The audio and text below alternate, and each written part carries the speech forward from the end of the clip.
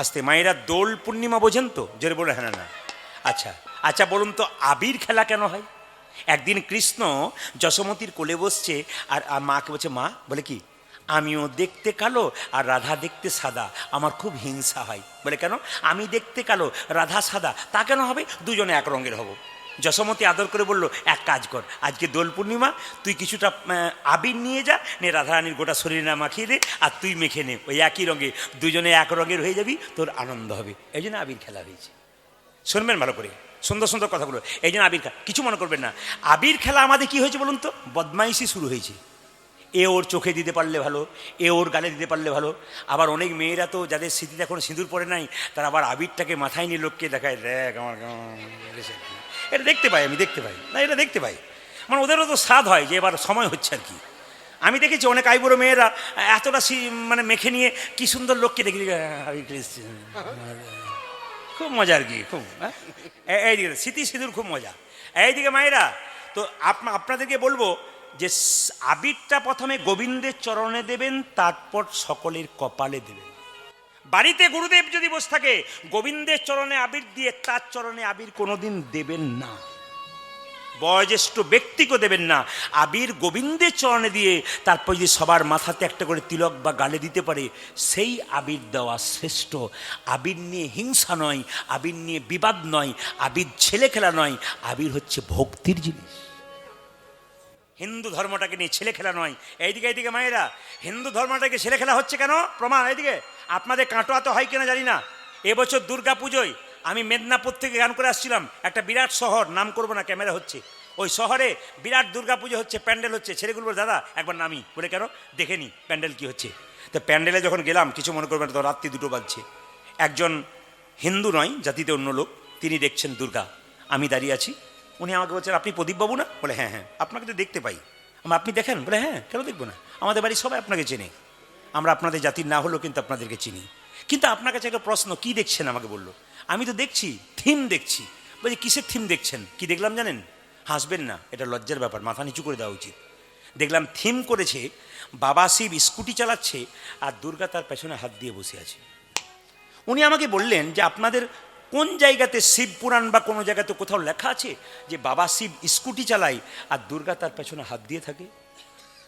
আমার মুখটা বুঝলেন নিচু হয়ে গেল, মাথা নিচু হয়ে গেল। বললাম, আমি আপনাকে এখন কিছু বলতে পারবো না, এগুলো আসরে গিয়ে বলবো, যদি কারো চৈতন্য জায়গাতে জাগবে। আমরা তো ধর্ম নিয়ে ছেলে খেলা করতে শুরু করেছি, অসভ্যতা করতে শুরু করেছি, আমাদের ঘেন্না হয়। আমরা আসল দুর্গা পুজো না করে এখন নানা রকম দুর্গা পুজো করতে শুরু করেছি। না, আপনারা থিম করুন, সব করুন, আসলটাকে ঠিক রাখুন। আসল জায়গাটাকে আমরা ঠিক রাখতে পারছি না। মা দুর্গার আগে পুজো করুন, তারপর থিম করবেন, যা করবেন, প্যান্ডেল লাইট সব করুন। আধুনিক যুগ, অবশ্যই করবেন আপনারা, কেন করবেন না? খুবই ভালো জিনিস করার, কিন্তু এমন কিছু করবেন না যেন আমাদের দুর্গাকে দেখে অন্য জাতির লোক বাঁকা চোখে না দেখে, যেন বিদ্রুপাত্মক চোখে না দেখে। এটা আপনাদের কাছে একটা আমার নিবেদন রইল, যারা এখানে বসে আছেন তাদের কাছে। সবাই লক্ষ্য করুন মায়েরা, এই উৎসবটাকে হোলি উৎসব বলা হয় কেন? শেষ কথা, এই উৎসবটাকে হোলি উৎসব বলা হয় 18 ফাল্গুন, কিন্তু 18ই ফাল্গুন তো হোলি পূর্ণিমা। এই উৎসবটাকে হোলি উৎসব বলা হয় কেন মা? ভক্ত প্রহ্লাদকে তার বাবা মারার চেষ্টা করেছিল হরিনাম করে বলে, পাহাড় থেকে ফেলে দিল, মৃত্যু হলো না। বুকে পাথর বেঁধে জলের মধ্যে ডুবিয়ে দিল, মৃত্যু হলো না। একটা বিষধর সাপকে বাড়িতে ঢুকিয়ে দিল, সাপের কামড়ে মরবে, মৃত্যু হলো না। মায়েরা সবাই লক্ষ্য করুন, তখন সঙ্গে সঙ্গে হোলিকা বলে একটা মেয়ে, তার মানে ভক্ত প্রহ্লাদের পিসির নাম ছিল হোলিকা, ও ব্রহ্মার কাছে আশীর্বাদ পেয়েছিল একটা চাদর, ওই চাদরটা পরে দিয়ে আগুনে বসে থাকে, হোলিকা কোনোদিন পুড়বে না, ব্রহ্মার কাছ থেকে আশীর্বাদ পেয়েছে। ভক্ত প্রহ্লাদের বাবা হিরণ্যকশিপু হোলিকাকে বললো, বোন, বলে কি, তোরই একমাত্র দায়িত্ব, আমি চিতা সাজিয়ে দেবো, চিতার ওপরে তুই বসে থাকবি, প্রহ্লাদকে করে নিবি, তুই চাদরটা ঢাকা নিয়ে থাকবি, আগুন জ্বালিয়ে দেবো চিতাতে, চিতা দাউ দাউ করে জ্বলবে, তুই বেঁচে থাকবি, প্রহ্লাদ পুড়ে ছারখার হয়ে যাবে। কিন্তু বাবা, ভক্ত যারা, তাদের বিরুদ্ধে কেউ যদি কিছু করে, তাহলে ভগবান কি তাকে ছেড়ে কথা কয়? প্রমাণ দেখে নিন। তিনি কি পেয়েছিলেন? ব্রহ্মার কাছ থেকে একটা চাদর পেয়েছিলেন, ওই চাদরটাকে মুড়ি দিয়ে চিতার উপরে বসে আছে, ভক্ত প্রহ্লাদকে কোলে নিয়ে, ভক্ত প্রহ্লাদ পরম বৈষ্ণব, তিনি নাম গাইছেন, চিতা জ্বালানো হলো, হোলিকা পুড়ে ছাই হয়ে গেল, ভক্ত প্রহ্লাদ যেমন কার তেমন রয়ে গেল। কি শিক্ষা পেলেন আপনারা? কি শিক্ষা পেলেন? আপনি মনে মনে ভাবছেন যে আপনার পাশের বাড়িতে আপনাকে ক্ষতি করার চেষ্টা করছে, আপনি জানতেই পারলেন না যে আপনার পাশের বাড়ি আপনার ক্ষতি করছে। কিন্তু আপনি যদি ভগবানকে ধরে থাকেন, ক্ষতি করবার আগেই ভগবান ওর ব্যবস্থাটা আগে থেকে নিয়ে ছেড়ে দেবে, আপনি ভাবতেই পারবেন না। হোলিকাকে যা করলো, এই হোলিকা দাহন হয়েছিল বলে এই উৎসবটার নাম হয়েছিল হোলি পূর্ণিমা। সবাই তাকান, যেই না মায়েরা লক্ষ্য করুন, ভক্ত প্রহ্লাদ যেই না সুদামা চিৎকার করে বলছে, কানাই বহুদিন পরে তুই আর আমি মিলিত হলাম ভাই। কৃষ্ণ মনে মনে ভাবলো, দাঁড়া, যে করে আমার আশ আমি করি তার, জোরে বলুন, যদি না ছাড়ে আমার পাশ শেষে হই আমি তার। সুদামা, এইবার তোকে দেখবো তুই আমাকে কেমন ভালোবাসিস। সুদামাকে ডেকে বললো, সুদামা তুই আমায় কেমন ভালোবাসিস? গুরুগৃহে বলছে আমি তোকে প্রাণের চাইতে ভালোবাসি। কথা দে, আমার মাথায় হাত দিয়ে বল, তুই আমার চাইতে সবচাইতে বেশি ভালোবাসিস? বলছে হ্যাঁ ভালোবাসি। আমি যা বলবো তুই তাই করবি? হ্যাঁ করবো। তুই প্রাণ দিতে বাধ্য? হ্যাঁ রে। এক কাজ কর সুদামা, তুই যদি আমায় এতই ভালোবাসিস, তা গরুমা সকালবেলায় নারকেলের সাদা সাদা নাড়ু করেছে, কৌটোতে রান্নাঘরে রেখেছে, আমার জিভ থেকে টস টস করে জল পড়ছিল, আমি পাই নাই, তুই আমাকে দুটো নাড়ু চুরি করে দে। সুদামা বলল, কানাই কিছু মনে করিস না, জীবনে আমি চুরি করি নাই, চুরি করতে পারবো না। তোর যদি নাড়ু খাবার ইচ্ছা আছে, আমি আমার মায়ের কাছ, তুই যে বললি আমার জন্য প্রাণ দিতে বাধ্য, তুই চুরি করতে পারবি না? না। তুই যে মাথায় হাত দিয়ে বললি আমি যা বলবো তাই করবি, আমি তো বললাম করবো, তবে চুরি কর। হ্যাঁ রে, আমার গুরুমা যদি, আমি কি শুধুই বলছি, গুরুমা গেছে স্নান করতে, আর গুরু বাবা তো পুজো করছে, এই ফাঁকে তুই নিয়ে চলে। কৃষ্ণ বলল, সুদামা রে, তুই যখন চুরি করতে ঢুকবি রান্নাশালে, আমি পাহারাদার হয়ে থাকব। আমি যদি কারো বাড়ি পাহারা দিই, তবে কারো ঢোকার কোনো ক্ষমতা নাই। হরি বল, হরি বল। আমি যদি কোনো ভক্তের দরজাতে পাহারা দিই, কারো ক্ষমতা নাই, সেখানে কেউ আসতে পারে। কিন্তু সুদামা, আজ তোকে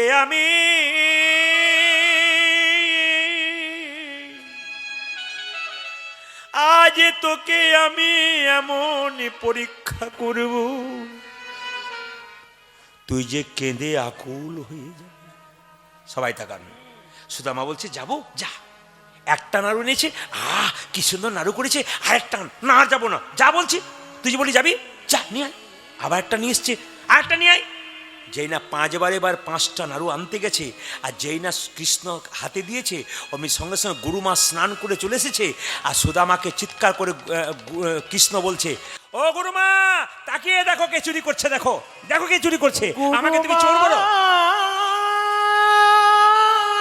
আমাকে তুমি চোর বলো, তাকিয়ে দেখো কে চুরি করছে। আই দেখো, তোমার একমাত্র ভালোবাসার ছেলে সুদামা চুরি করেছে। তুমি আমায় চোর বলো, দেখো তাকিয়ে দেখো কে চুরি করছে, দেখো কে চুরি করছে, দেখো তাকিয়ে দেখো। দেখো তুমি মধুমঙ্গলে ভেবে আসছো, দেখো কে চুরি করছে, দেখো তোমার মধুমঙ্গল চুরি করেছে। দেখো মা কে চুরি করেছে, দেখো সুদামা চুরি করেছে। সুদামা, সেই সুদামা কাণ্ড দেখো। মায়েরা এই যে দেখান, গুরুমা, গুরুমা চিৎকার করে বললো, এই সুদামা তোর লজ্জা করে না? সুদামা তোর লজ্জা করে না? তুই ছি ছি ছি ছি ছি ছি, তোকে আমি এত ভালোবেসেছিলাম রে। এইদিকে দিকে দিকে, আমার ছেলে মরে যাবার পর তোকে আমি ছেলের মতো ভালোবেসেছিলাম, তুই তুই চুরি করলি, বেরিয়ে যা তুই এখান থেকে।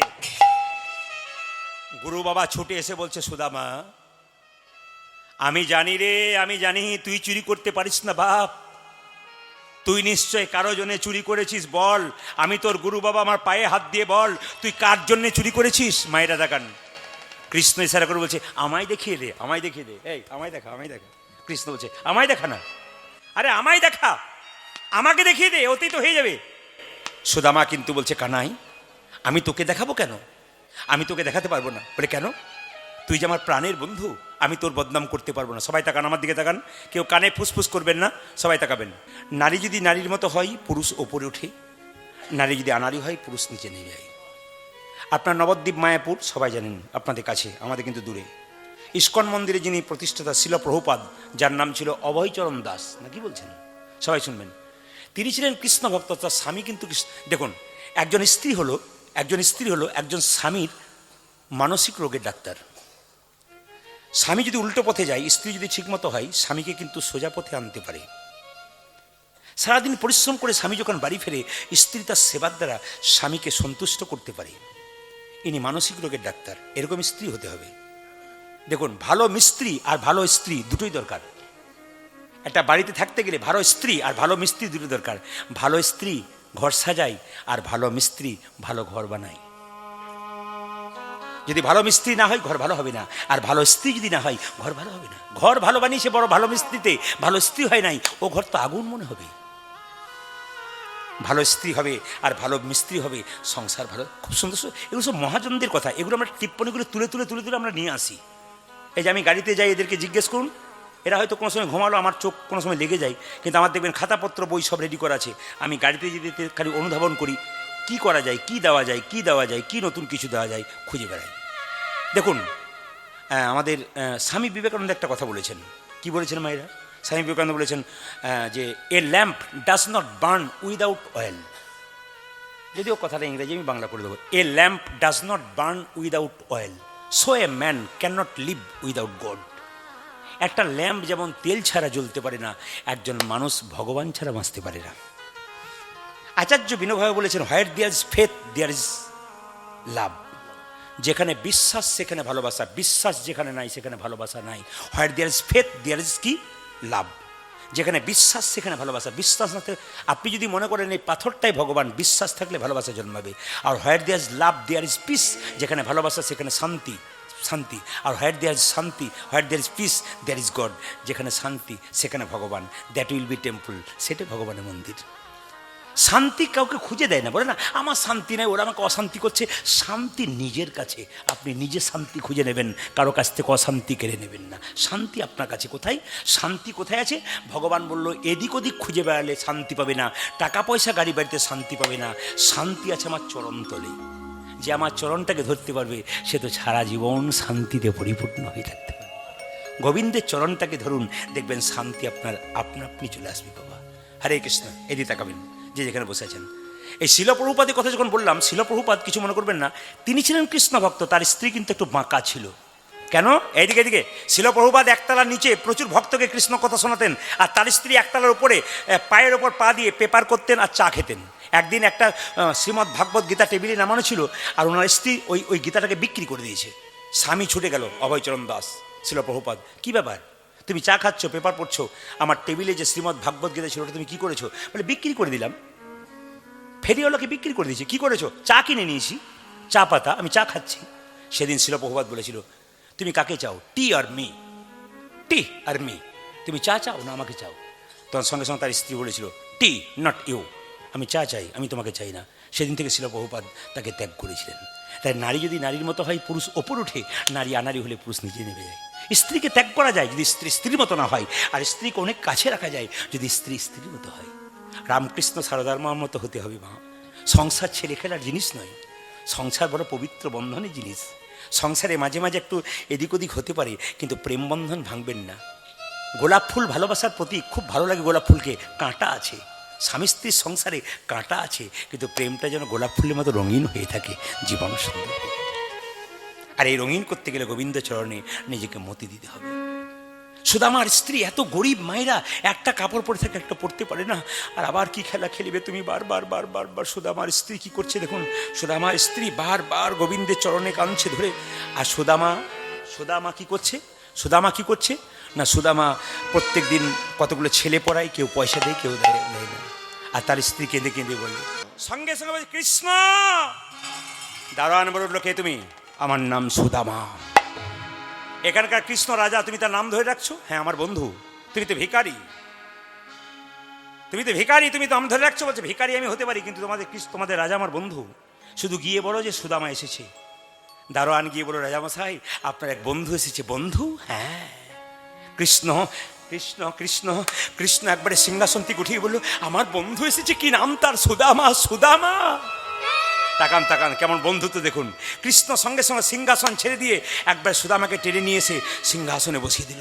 সুদামা বলছে, এই আমাকে সিংহাসনে বসালি কেন ভাই? আমি যে ভিখারি রে, আমাকে কেন বসালি? আমি কে বলেছে তুই ভিখারি? এই জগতে টাকার জন্য যারা পাগল তারাই তো ভিখারি। এই জগতে গাড়ি বাড়ি প্রচুর আছে তবু টাকা চাই, এরাই তো ভিখারি। যে ভগবানকে আশ্রয় করেছে সে কি ভিখারি হতে পারে? সেই তো পৃথিবীর সবচাইতে ধনী। আর ধনী কারা বলুন তো? আসতে, আর ধনী কারা বলুন তো? যাদের বাবা মা বেঁচে আছে। আর আপনারা বাবা মায়ের আশ্রয়ে আছেন, আপনারা তো সবচাইতে বড় ধনী। এখনো পর্যন্ত যে বাবা মারা বেঁচে আছে, এখানে বয়স্ক বাবারা আছেন বসে, এখন এনারাই বেঁচে আছেন বলে আপনারা আশ্রয় আছেন। কারণ আমি রাত্রিবেলায় গান করতে বেরোতাম, হ্যাঁ রাত্রিবেলায় গান করে বাড়ি ঢুকতাম, আমার বাবা আমাকে বলতেন, আমি বোধহয় তোর হাতে কোনোদিন জল পাবো না, তোর যা গানের চাপ কোনোদিন হাতে জল পাবো না। কিন্তু বাবা আমার কোলেই মারা গিয়েছিলেন, কিন্তু মা আমার জল পায়নি। আমি গানে গিয়েছিলাম, মা মারা গেছে নার্সিংহোমে, কিন্তু আসতে পারলাম না। এসে দেখলাম আমার মা চলে গেছে। ধনী তো তারা যারা বাবা মাকে কাছে পেয়েছে। আমি গান করতে বেরোতাম, আমার স্ত্রী, আমার ছোট ছোট মেয়ে, তখন বাবা বলতেন তুই চলে যা, বাবা যার বাড়িতে আছে সে যে বিরাট পাহাড় গো। ছেলে বুকে থুতু দিয়ে ঘুরতে পারে, আমার বাবা বাড়িতে আছে, আমার মা আছে, কেউ কিছু করতে পারবে না। বাবা মা যে আছে সে তো আমির, সে তো বিরাট ধনী লোক। কিন্তু বাবা মা যতক্ষণ থাকে ততক্ষণ পর্যন্ত কেউ বাবা মায়ের মর্ম বোঝে না। বাবা মা চলে যায় তখন বুঝতে পারে বাবা মায়ের মর্ম কি। বাবা হলো বাড়ির ছাদ, মা হলো ঘরের খুঁটি। ছাদ আর খুঁটি ভালো থাকলে ঘর শক্ত থাকে। যেদিন বাবা মা চলে যাবে সেদিন ঘর কিন্তু নড়বড়ে হয়ে যাবে। ইনি হচ্ছেন মা। কে মা জানেন? ধানবাদে কয়েকদিন আগে গান করছিলাম, যার বাড়িতে বাসা, দুদিন গান হচ্ছিল ওদের, আমার দুদিন অন্য কীর্তনিয়ার দুদিন। তো প্রথম দুদিন আমি ছিলাম, তো একদিন কীর্তন করতে গেলাম, দেখলাম যিনি বাড়ির মা আমাকে রান্না করে খাওয়াচ্ছেন তিনি বসে আছেন দরজাতে, কীর্তন শুনতে গেলেন না। ভাবলাম কোনো অসুবিধা আছে। দ্বিতীয় দিন এসে দেখি উনি দরজাতে বসে বসে কাঁদছেন। বললাম মা তুমি কীর্তন শুনতে যাওনি কেন? বলে আমি যাইনি। কেন জানো বাবা? যেখানে 24 প্রহর গানটা হচ্ছে না, সেখানে ছোট অবস্থায় আমার দুটো ছেলে ছিল, যে ছেলেটা দেখছো একটা ছোট ছিল, ওইখানে বড় পুরনো দেওয়াল ছিল, আমার ছোট্ট বাচ্চারা খেলা করছিল, ওই দেওয়ালটা চাপা পড়ে মরে গেছে। আমি এখান থেকে অনুভব করি আমার ছেলে কত কষ্ট করে দেওয়াল চাপা পড়ে মারা গেল। কি যে কষ্ট হয়েছে আমার ছেলে ছাড়া কেউ বুঝে না। সবাই ওখানে যায় কিন্তু আমি যেতে পারি না। আমি যে মা, পৃথিবীতে মা এমন জিনিস, সব ত্যাগ করে দেয় ছেলের জন্য। মা খুব মিথ্যাবাদী। কেন বলুন তো? সবাইকে দিয়ে দেয়, নিজে খায় না, তবু আনন্দ করে বলে আমি তো খেয়েছি রে। ইনি মা। এত বড় নিঃস্বার্থ পৃথিবীতে কার আছে? কোনো স্বার্থ নেই, কোনো স্বার্থ নেই, একবার নিঃস্বার্থ।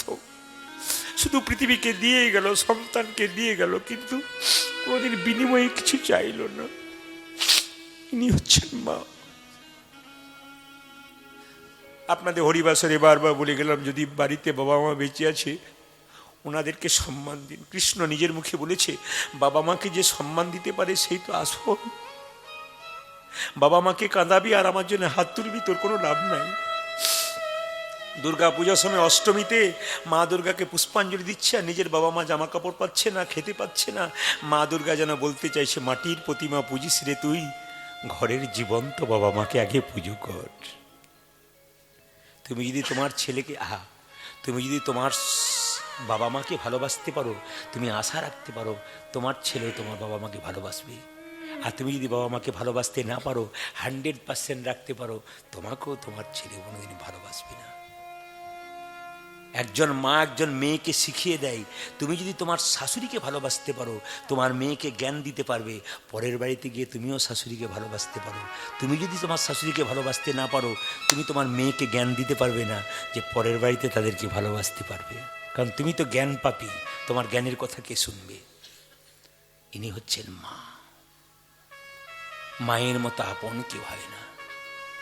এক কলসি দুধে 7টা কলসি ভরে যায়, কিন্তু 7টা কলসির দুধ একটা কলসি ভরাতে পারে না। একজন মা 7টা ছেলেকে বুকের দুধ দিয়ে বড় করতে পারে, কিন্তু 7টা ছেলে বড় হয়ে একজন মায়ের পেট ভরাতে পারে না। এর চাইতে দুঃখের কি আছে? কীর্তন শুনে কি লাভ আছে যদি মানুষ হতে না পারলে? আগে মানুষ হন, আগে মনুষ্যত্ব জাগান, তবে কীর্তন শুনবেন। আগে নিজেকে জানতে হবে আমি করছি কি। শুধু হাত তুলে দিলাম, আনন্দ করে দিলাম, কীর্তন শুনলাম না, এটা কীর্তন নয়। আপনাকে জাগাতে হবে, জাগতে হবে, ভেতরটাকে জাগাতে হবে। আমি কি, আমি কে, আমি কোথা থেকে এলাম, আমার কর্তব্য কি আছে। বারবার বলে দিলাম মায়েরা। সুদামা যখন গেছে, মায়েরা সবাই লক্ষ্য করুন, সিংহাসনে কৃষ্ণ বসি বলছে, রুক্মিণী, সত্যভামা, একটু জল আনো তো। জল এনে কৃষ্ণ কি করছে দেখুন, সুদামার পা দুটোকে ধুইয়ে দিচ্ছে। সুদামা বলে, কানাই রে, তুই আমার চরণ ধুইয়ে দিস কেন? কৃষ্ণ বলে, সুদামা রে, ভক্ত আমার চরণ পেলে ধুইয়ে দেয়, তাতে ভক্তের কি আনন্দ হয় আমি তো নিজেই বুঝতে পারি না। আজ আমি ভগবান হই, ভক্তের চরণ ধুইয়ে দেব, দেখবো এর মধ্যে কি আনন্দ। হঠাৎ হঠাৎ হঠাৎ হঠাৎ কৃষ্ণ সুদামাকে জিজ্ঞেস করো, শোন শোন শোন, আমরা খুব ভাবে আবেগ হয়ে গেছিলাম, শোন একটা কথা বলি, তুই বিয়ে করেছিস? সুদামাকে বলছে, তুই বিয়ে করেছিস? সুদামা বলছে, হ্যাঁ বিয়ে করেছি রে, আমার স্ত্রী বসুন্ধরা তো তোর কাছে পাঠালো। কৃষ্ণ বলো, তুই কিন্তু খুব খারাপ কাজ করেছিস। বলে, কেন? তুই আমার প্রিয় বন্ধু না? মানে, হ্যাঁ আমি তো তোর প্রিয় বন্ধু, তাই তুই আমাকে নিমন্ত্রণ করিসনি কেন? তোর বিয়ে হয়ে গেল, তুই নিমন্ত্রণ করলি না? সুদামা কি উত্তর দিচ্ছে দেখুন, হ্যাঁ রে কানাই, আমার একটা বিয়ে হয়েছে, আমি নিমন্ত্রণ করতে ভুলে গেলাম। তোর যে 16,108টা বিয়ে হয়েছে, তুই যে নিমন্ত্রণ করিসনি, একবারও তো করতে পারতিস। উত্তর দেখুন কেমন, আমি তো একটা করেছি, ভুলে গেছি, তোর তো 16,108টা বিয়ে করেছিস, একবারও তো ভুলে গেছিস তুই, তোর একবারও। আচ্ছা আচ্ছা, বেশ বাবা, বেশ অপর। আচ্ছা কানাই, সুদামা, বন্ধু যদি বন্ধুর কাছে যাই তবে কিছু নিয়ে আসতে হবে। তুই আমার জন্য কি এনেছিস? আমি না না না না আমি। এই সুদামা, চালাকি করিস না। কি দ্রব্য এনেছো সখা, দাও দেখি আমারে। আজ কি দ্রব্য এনেছো সখা, দাও দেখি আমারে। কি দ্রব্য এনেছো সখা, দাও দেখি আমারে। ও যা যে কি দ্রব্য এনেছো সখা, দাও দেখি আমারে। তুই কি কি এনেছিস? আমি কিছু আনিনি। দে বলছি, না দেবো না, দে বলছি, না দেবো না, মানে শুকনো চিড়ে দিতে পারবে না। দেবো না, না দেবো না, দে দে দে বলছি, দে। কৃষ্ণ কেড়ে নিয়েছে। ওরে সুদামা রে, তুই আমায় কত ভালোবাসিস, তুই আমার জন্য শুকনো চিড়ে এনেছিস। লোকে আমায় সোনার থালায়, রূপোর থালায় পায়েসে খাইয়ে খাইয়ে আমার জীবটাকে নিরস করে দিয়েছি। তুই আমার জন্য শুকনো চিড়ে, ও মা, আবার চিড়েগুলো যাতে গলায় লেগে যাবে তার জন্য তুই ভিজিয়ে এনেছিস।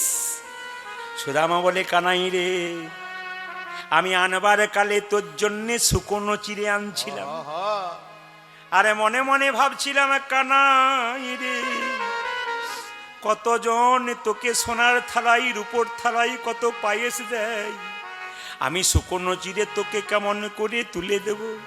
এই কথা ভাবেতে ভাবেতে আমার চোখের জলে চিড়ে।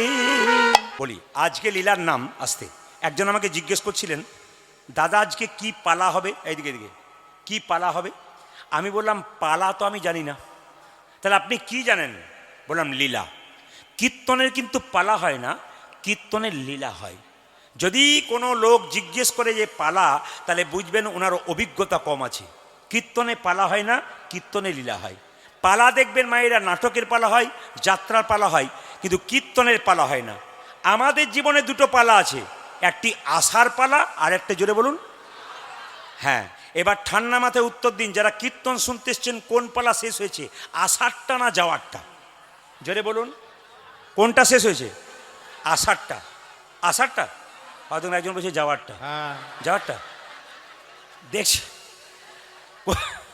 আষাঢ়টা। বাকি আছে কোনটা? জোরে বলুন, জোরে বলুন।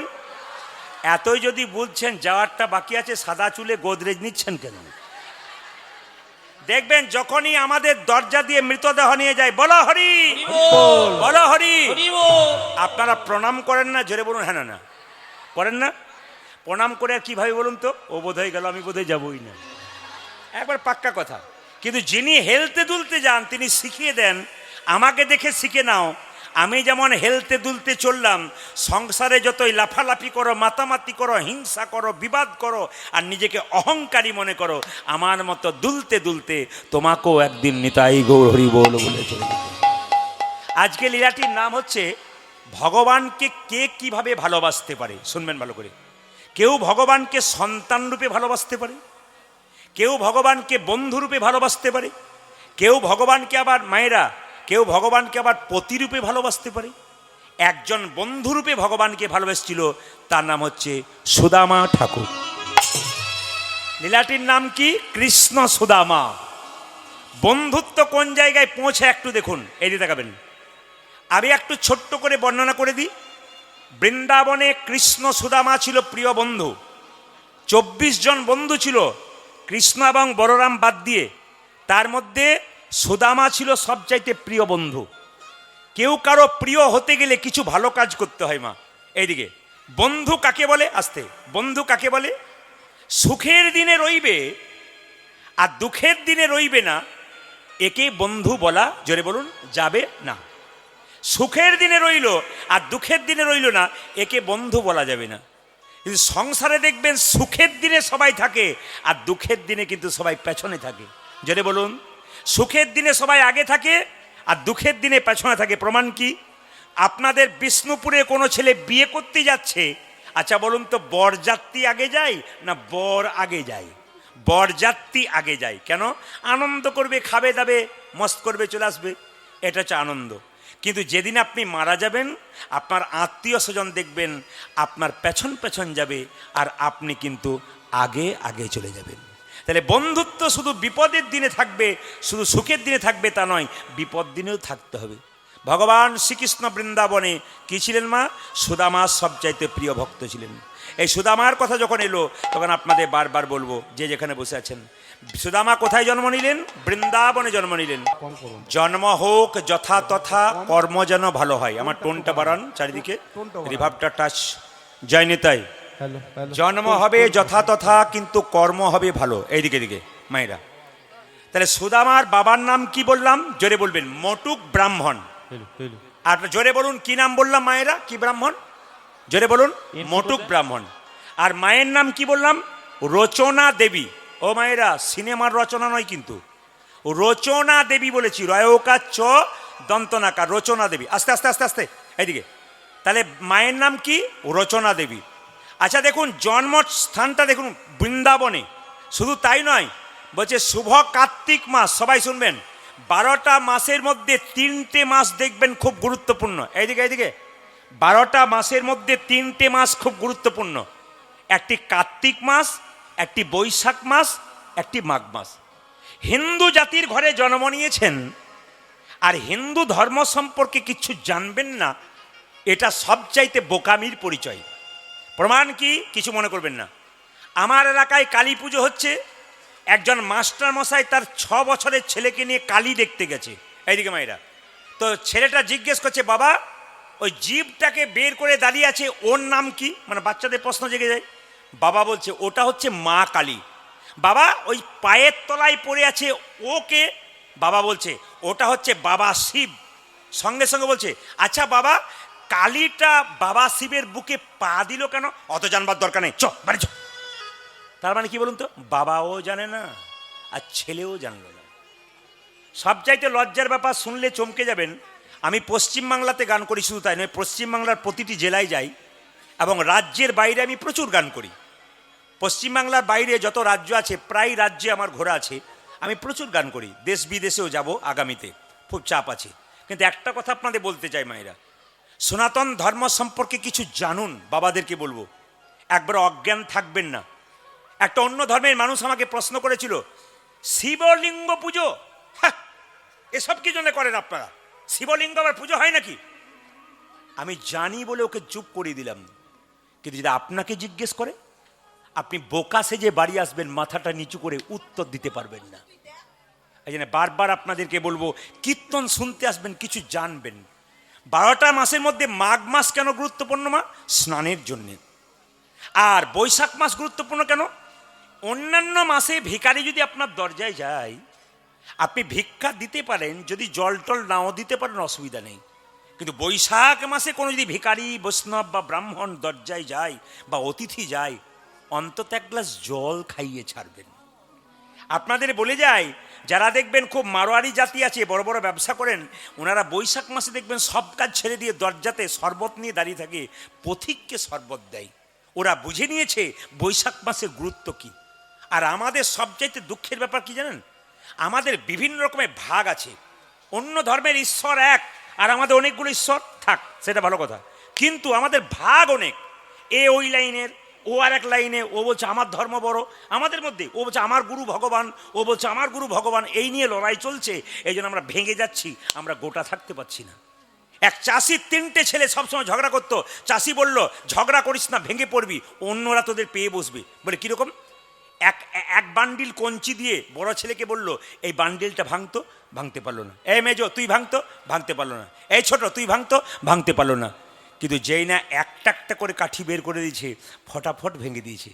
বাবা বোঝাতে চাইলো, যদি তোরা একসঙ্গে থাকিস জোট হয়ে, কেউ তোদের ভাঙতে পারবে না। আর যদি আলাদা আলাদা হয়ে যাস, ভাঙবার জন্য কতজন তৈরি হয়ে থাকে।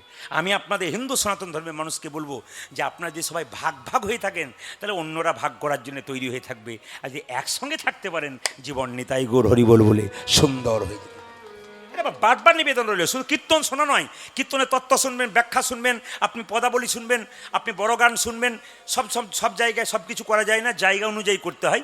আপনাদের বলে যায় মায়েরা। তাহলে কার্তিক মাসে জন্ম নিল। 12 মাসের মধ্যে শ্রেষ্ঠ মাস হচ্ছে কার্তিক মাস। কেন? ওই মাসে দেখবেন সকালবেলা টহল দেয় না, জোরে বলুন হ্যাঁ না? আমরা টহল বলি, অন্য জায়গায় নাম বলে। সকালবেলা কোনো মাসে দেওয়া হয় না, ওই মাসে টহল দেওয়া হয়। একটা কথা শুনবেন, এই মাসটাকে কি বলে? নিয়ম সেবার মাস।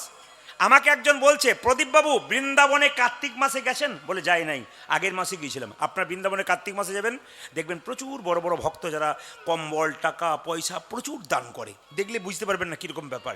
একজন ভক্ত আমাকে বলছে, প্রদীপবাবু বৃন্দাবন সারা বছর যায় না, কার্তিক মাসে যাই। বলে কেন? টাকা পয়সা, গামছা, ধুতি আনতে পারি না, দিয়ে আবার চলে যাই। বললাম রাধারানীকে দেখা করো না। বলছে রাধারানীকে কে দেখা করবে? আমি তো কম্বলের জন্য যাই। তো রাধারানীকে দেখা করবেন না? এইটা হচ্ছে সবচেয়ে, আমরা পেলেই খুশি, ও সব দেখে লাভ নেই কি হলো কি না। এই জন্য কীর্তন শুনতে এসছি, ওই কেমন শুনছি বাস, কোনো ব্যাপার নেই, কি শুনছি ওটা ব্যাপার। আর কি শুনে গেলাম, কতটা নিতে পারলাম, এইটা হচ্ছে সবচেয়ে ব্যাপার। আপনি কতটা নিয়ে গেলেন ঘর পর্যন্ত। মেলা দেখতে গেলেন, প্রশ্ন করবেন না কি কি মেলাতে দেখলে? জোরে বলুন রাধে রাধে, আরো জোরসে বললাম পড়েগা, রাধে রাধে। তো মায়েরা, উত্থান একাদশী, শুভ কার্তিক মাস উত্থান একাদশী, 12 মাসে 24টা একাদশী, তার মধ্যে সবচাইতে গুরুত্বপূর্ণ একাদশী হচ্ছে উত্থান একাদশী। আগামী 29শে মাঘ বোধ হয় নাকি, আগামী 30শে মাঘ সবার কাছে নিবেদন রইল, বিজয়া একাদশী আসছে। এই বিজয়া একাদশী আপনারা সবাই পালন করবেন। কেন বলুন তো? এই একাদশীটা কে পালন করেছিল শুনলে চমকে যাবেন। আপনি 1000 জনকে জিজ্ঞেস করুন, এখানে এতজন আছে, একজন হাত তুলে বলুন তো, যারা এত গান বাজনা নিয়ে আছেন, একজন বলুন বিজয়া একাদশী কোন ভগবান পালন করেছিল? দেখেছেন কিরকম অবস্থা আমাদের। এদিকে নানা রকম নিয়ে ব্যস্ত হয়ে আছেন, কিন্তু বিজয়া একাদশীটা কে পালন করেছিল, কার জন্য করবো আমরা? সবাই শুনলে চমকে যাবেন, মন দিয়ে শুনবেন।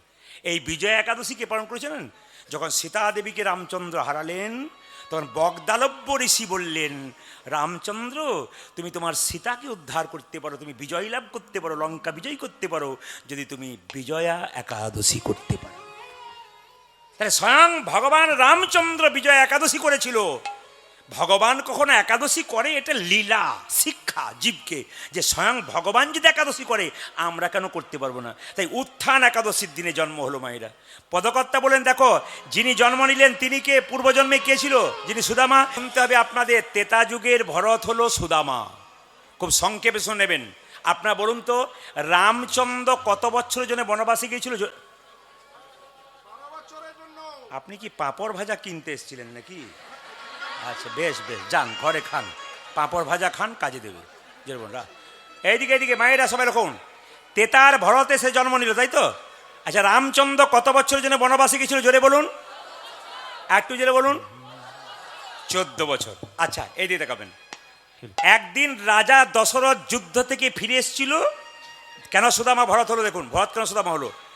রামচন্দ্র 14 বছর পর বনবাস থেকে ফিরবে, তার আগে বলে রাখি আমাদের দশরথ রাজা যুদ্ধ করতে গিয়ে তার আঙুলটাতে একটা ঘা হয়ে গেছিল, কেউ ভালো করতে পারছে না। একজন কবিরাজ বলল তোমার ঘাটা ভালো হতে পারে, তোমার 3 জন স্ত্রী আছে তো, কৌশল্যা, কৈকেয়ী, সুমিত্রা, এক কাজ করো তোমার এই আঙুলটা তাদের মুখে ঢুকিয়ে লালা দিয়ে পরিষ্কার করতে পারলে রোগ ভালো হবে।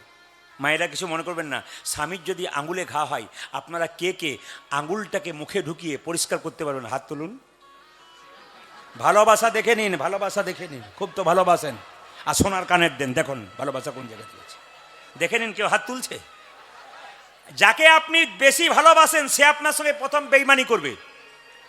ইতিহাস বলছে, শাস্ত্র বলছে, যাকে আপনি সংসারে সবচেয়ে বেশি ভালোবাসেন ওই দেখবেন আপনার মাথার উপরে যাবে প্রথম আপনার সঙ্গে বেইমানি করেছে। রাম দেখুন, দশরথ রাজা বেশি ভালোবাসতো কাকে? মা কৌশল্যাকে। ভাবতো কৌশল্যা আমাকে খুব ভালোবাসে। কৌশল্যা বলে কি, আমার আঙুলটা লালা দিয়ে পরিষ্কার করতে পারবে? স্বামী, সব করতে পারবো, এটা পারবো না। এবার সুমিত্রার ভরসা আছে ছোট বউ সুমিত্রা, স্বামী দিদি যা বলেছে আমিও তাই, আমি পারবো না। যার উপর ভরসা করতে পারে সে ছুটে এলো, কৈকেয়ী, স্বামী কি কিছু বলছো? আমার আঙুলটা তুমি লালা দিয়ে পরিষ্কার? হ্যাঁ হ্যাঁ নিশ্চয়ই করবো, তুমি আমার স্বামী, তুমি আমার পতি, হাতের শাঁখা স্মৃতির সিঁদুরটা জলজল করবে তোমার জন্যে। এইদিকে মায়েরা, হাতের শাঁখা আর স্মৃতির সিঁদুর মেয়েদের জলজল করে কেন? স্বামীর জন্যে। তুমি যদি চলে যাও আমি কি নিয়ে বাঁচবো? সঙ্গে সঙ্গে লালা দিয়ে পরিষ্কার করে দিল মায়েরা। যখন লালা দিয়ে পরিষ্কার করলো তখন দশরথ রাজা বললো, শোনো কিছু মনে করো না, তোমাকে 2টো বর আমি দেবো। আরে তোমার রোগ ভালো করবো, বরের কি আছে? আর স্বামীর জন্য করবো, তাতে পাওয়ার কি আছে? কিচ্ছু চাই না আমি। না না, তুমি সময় মতো চেয়ে নিও, আমি তোমাকে দেবো। কৈকেয়ী বলে উঠলো, ঠিক আছে, কোনো অসুবিধা নেই, সময় মতো আমি চেয়ে নেবো। আচ্ছা মায়েরা কিছু মনে করবেন না, এই যে স্মৃতির সিঁদুর কথা বললাম, আপনার দুর্গা পুজোতে সিঁদুর খেলেন না? জোরে বলুন হ্যাঁ না। কোথায় লেখা আছে আমি জানি না, আর যদি লেখায় আছে তবে একটা কথা বলে রাখি, সিঁদুর কিন্তু খেলার জিনিস নয় মা, সিঁদুর হচ্ছে ভক্তির জিনিস। এইদিকে দেখবেন যারা সতী নারী হয় তারা যখন সিঁদুর নেয় তখন দেখবেন, আমি দেখেছি বসে বসে সিঁদুর নেয়, কম বয়সের মেয়ে দেখেছি, মানে আমি তো জেলায় জেলায় রাজ্যে রাজ্যে ঘুরি, তো যার বাড়িতে বাসা হয় আমি সবাইকে একবার লক্ষ্য করে দেখি এর চাল চলন, এর হিসাব কেমন, ইনি কেমন সতীত্ব রেখেছেন আর কি, কেমন পথ চলছেন, কেমন সংসারটাকে ভালো করতে হবে। এই দেখেন আঁচলটাতে এরকম করে পেতে সিঁদুর নেই, কেন সিঁদুরটা কিন্তু নিচে পড়তে দিতে নেই। সিঁদুর খেলা করতে গিয়ে সিঁদুর যদি মাটিতে পড়ে যায় স্বামীর অমঙ্গল হয়, স্বামীর আয়ু ক্ষয় হয়। স্মৃতির সিঁদুর আদরের জিনিস, ভালোবাসার জিনিস। এক চিমটি সিঁদুরের কি দাম আপনার পাশের মেয়ে, বাড়ির মেয়েটা যে বিধবা হয়েছে একমাত্র সে ছাড়া বুঝতে পারবে না এক চিমটি সিঁদুরের কি। আপনার পাশের বাড়ির মেয়ে যদি বিধবা হয়ে যায় ওই জানে এক চিমটি সিঁদুরের কি দাম, আপনারা কি করে জানবেন? যেদিন হারাবেন সেদিন বুঝবেন সিঁদুরের কি দাম। ওই যে সিঁদুর নিয়ে খেলা নয় মা, সিঁদুরকে আদর করতে হয়। এইদিকে রামচন্দ্র, আচ্ছা দশরথ রাজা একদিন মায়েরা এরকম করে দেখছে আয়না নিয়ে, আমার এখানকার চুলটা পেকেছে আর রাজমুকুটটা হেলে গেছে, এবার আর আমি রাজ্যে থাকবো না, আমি রাজা হব না, কারণ রাজমুকুটটা বলছে তোমার মাথায় থাকবো না, ছেলের মাথায় দাও। তারপরে বাবারা কি করেন, বয়স হয়ে গেলে কি বলেন, দেখ বাবু আর আমি সংসার চালাতে পারলাম না, এবার তোরাই কর, বলেন না? যেটা বলুন হ্যাঁ না, বাবারা বলে না, একটু বয়স হয়ে গেলে বলে না, মায়েরা বলে না। এখন রামচন্দ্রের বাবা দশরথ দেখতে পাচ্ছে রাজমুকুট হেলছে আর এখানকার চুলটা পাকছে। কিছু মনে করবেন না, এইখানকার চুল যদি প্রথম কাউরি পাকতে শুরু করলো তাহলে বুঝবেন টিকিট কিন্তু কনফার্ম হতে যাচ্ছে। যদিও এখন যদিও টিকিট কাটার বয়স নাই, যে কোনো বয়সেই কাটতে পারে। যখনই বুঝবেন যে এইখানটা থেকে শুরু হয়েছে মানেই কিন্তু কনফার্ম হচ্ছে টিকিট। হ্যাঁ হ্যাঁ, গোদরেজ আমি একটু নিয়েছি আজকে, কিছু মনে করবেন না। হরে বলে এই রাধে রাধে রাধে, জোরে বলুন রাধে রাধে। তো সবাই লক্ষ্য করুন, যেই না রাজমুকুটটা হেলছে, বাবা যারা বয়স্ক বাবা এসছেন হিসাব দেখুন, অঙ্ক দেখুন, তত্ত্ব দেখুন, কি সুন্দর হিসাব। যারা বয়স্ক বাবা এসছেন, আপনার রাজমুকুটটা হেলে গেল সংসারে কখন বুঝবেন? এ সংসারের মালিক হচ্ছে ভগবান, পৃথিবীর মালিক, সংসারের মালিক কিন্তু আপনি। আপনাদের যদি সরকার থেকে আসে, আপনাদের এখানে সবচেয়ে মানে আপনার বাবার নাম কি, বলে অমুকজন, ইনি কিন্তু সংসারের মালিক। আচ্ছা আচ্ছা ঠিক আছে, এনার নামটা আধার কার্ডে দিয়ে দিই, অসুবিধা নেই। তার নাম যে বাবার নাম দিলেন কিছু মনে করবেন না। আপনি বয়স হয়ে গেছে, আপনার রাজমুকুটটা হেললো কখন?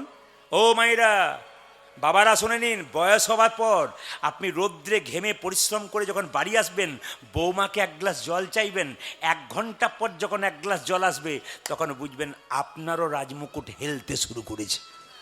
তার মানে কি সংসার আপনাকে চাইছে না।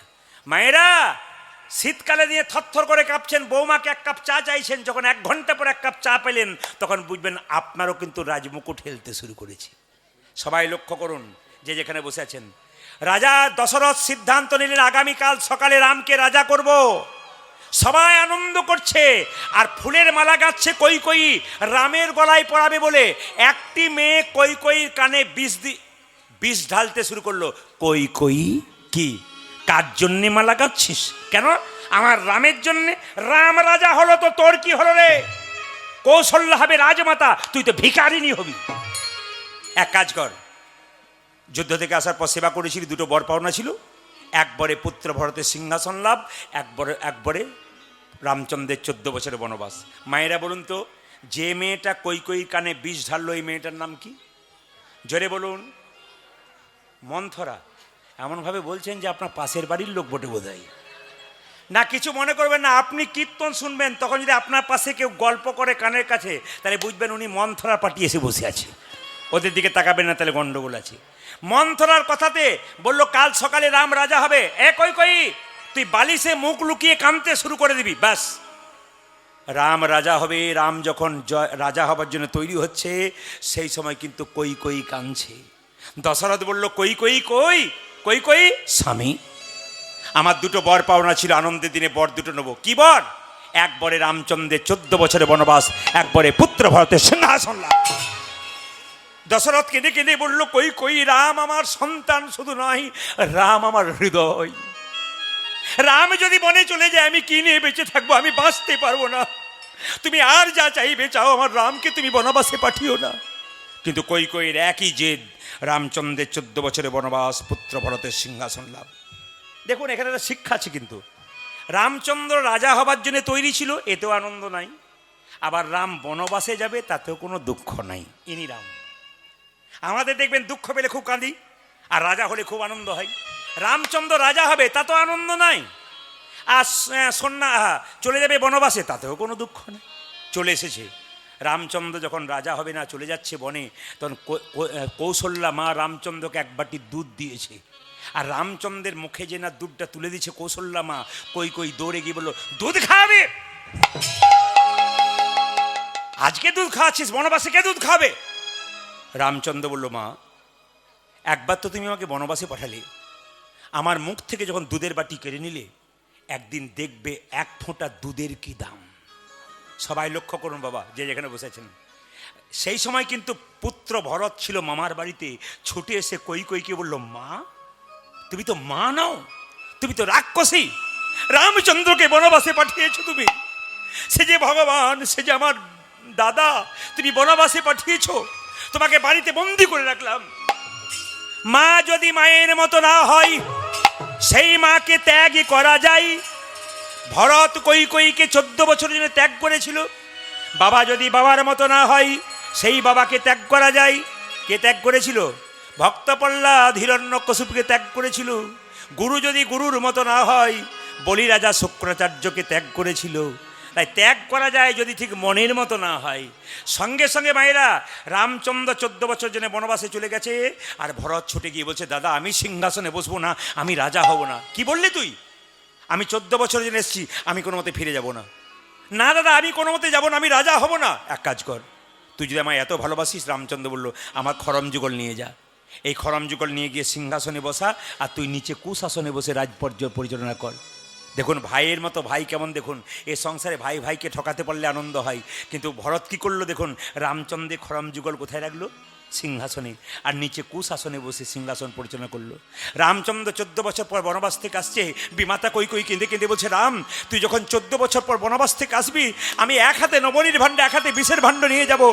তুই যদি মা বলে ডাকিস, নবনীর ভাণ্ডটা তোর মুখে তুলে দেবো। আর যদি মা বলে না ডাকিস, এই বিষের ভাণ্ডটা মুখে দিয়ে তোর চরণ তলে প্রাণ বিসর্জন করব। অন্তর্যামী রামচন্দ্র আসছে বনবাস থেকে। ভক্তগণ গাইছেন, আপনারা গাইবেন। বলিয়ে শ্রী রামচন্দ্র ভগবান কি জয়। বলিয়ে পবন পুত্র হনুমান কি, বলিয়ে পবন পুত্র হনুমান কি জয়। মায়েরা, বিমাতা কৈকেয়ী যেই না নবনীর ভাণ্ডটা নিয়ে গেছে, রামচন্দ্র কৈকেয়ীকে বলল মা তুমি কেমন আছো? মায়েরা, সঙ্গে সঙ্গে রামচন্দ্র বিমাতা কৈকেয়ী জড়িয়ে ধরে বলছে মা তুমি কেমন আছো? বিষের ভাণ্ডটা ফেলে দিয়ে নবনীর ভাণ্ডটা মুখে দিয়েছে। এই দেখেন, যেই না মুখ, এইদিকে এইদিকে এইদিকে, ও মাসি এইদিকে, যেই না মুখে দিয়েছে, সবাই লক্ষ্য করুন, সঙ্গে সঙ্গে অমৃতের ভাণ্ডটা দিয়েছে, আর সঙ্গে সঙ্গে রামচন্দ্র বলল, মা তুমি কেমন আছো? কই বলল, তুই কথা দে বাবা, পরের জন্মে তুই আমার গর্ভে জন্ম নিয়ে আমার স্তনপান করে মনোবাসনা পূর্ণ করবি। বলছে হ্যাঁ করব।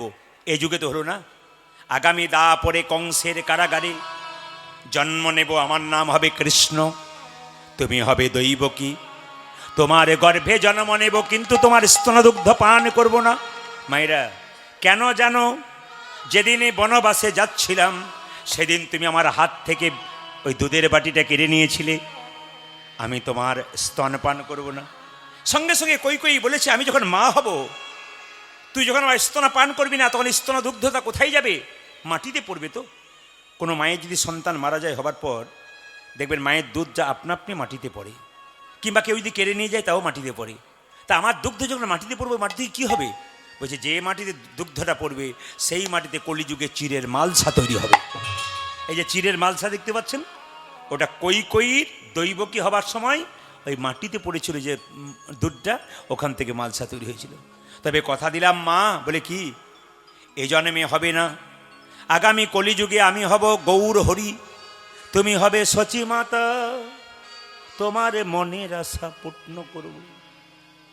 রামচন্দ্র 14 বছর পর বনবাস থেকে এলো। ভরতকে বলল, ভাই ভরত রে, তুই যা দেখালি, তুই যে দেখালি, তুই তো ভাইয়ের মতো কাজ করিলি রে ভরত। ভরত, আমি 14 বছর বনে ছিলাম, তুই আমার খরম যুগল সিংহাসনে রেখে তুই নিচে বসে সিংহাসনে পালন করলি, সে এই রাজকার্য পরিচালনা করলি। তবে আমি তোকে কথা দিলাম রে ভরত, শোন, এ যুগে তো হবে না, আগামী দাপরে এ যুগে তুই আমার ভাই রূপে জন্ম নিলি, আগামী দাপরে আমি হব কৃষ্ণ, আর তুই আমার বন্ধু রূপে। কৃষ্ণ শুধু আমার বন্ধু রূপে এলো দাপরাতে। এখন দুজনে মিলে খেলা করছে, আপনারা সবাই মাথায় কাপড়টা নিয়ে একটু খেলা দর্শন করুন। কতজন খেলা করছে বলেছিলাম? কৃষ্ণের 24 জন বন্ধু, আর কৃষ্ণ বলরাম নিয়ে 26 জন বন্ধু একসঙ্গে খেলা করছে গোষ্ঠে। কিভাবে খেলছে মায়েরা? কানাই খেলিছে বিনোদ খেলা গো, কানাই খেলিছে বিনোদ খেলা, কানাই খেলিছে বিনোদ খেলা গো, খেলিছে বিনোদ খেলা। একটা কথা বলে যাই, অপরাধ নেবেন, একটা কথা বলে যাই আপনাদেরকে। যারা কীর্তন শুনতে এসছেন, প্যান্ট শার্ট পরে এসছেন, খুবই ভালো, প্রণাম জানাই আপনাদের। যারা ধুতি পরে এসছেন, খুবই ভালো, কিন্তু কিছু মনে করবেন না। আমার বাবারা, ভাইরা যারা 2-4 জন একটু লুঙ্গি পরে এসছেন, তাদেরকে অনুরোধ রাখবো, এর পরবর্তী ক্ষেত্রে কিন্তু লুঙ্গি পরে আসবেন না। মানে অপরাধ নেবেন না কথাতে, মানে এটা শিক্ষার কথা বললাম। লুঙ্গি পরে কীর্তনে আসলে আসবেন না, কারণ এখানে ধুতি পরতে হয়, প্যান্ট শার্ট পরবেন, কিন্তু লুঙ্গি নয়। কিন্তু লুঙ্গিটা খুব কিন্তু দৃষ্টিকটু হয়। লুঙ্গি বাড়িতে পরবেন, কোনো অসুবিধা নেই, কিন্তু হরিবাসরে লুঙ্গি পরে এসছেন অসুবিধা নেই, আপনার তো ভক্তি ভেতরে আছে, যাই সাজ হোক ভেতরে ভক্তি আছে, কিন্তু ওটা পড়বেন না, তাহলে আপনাকে দেখে শিখবে অনেকে মায়েরা। আচ্ছা বাবা, কিছু মনে করবেন না, এই দিয়ে তাকান, বিয়ের সময় বিবাহ মানে কি? বিবাহ মানে বিপদ বাড়ানো হলো নাকি, না কি বলছেন?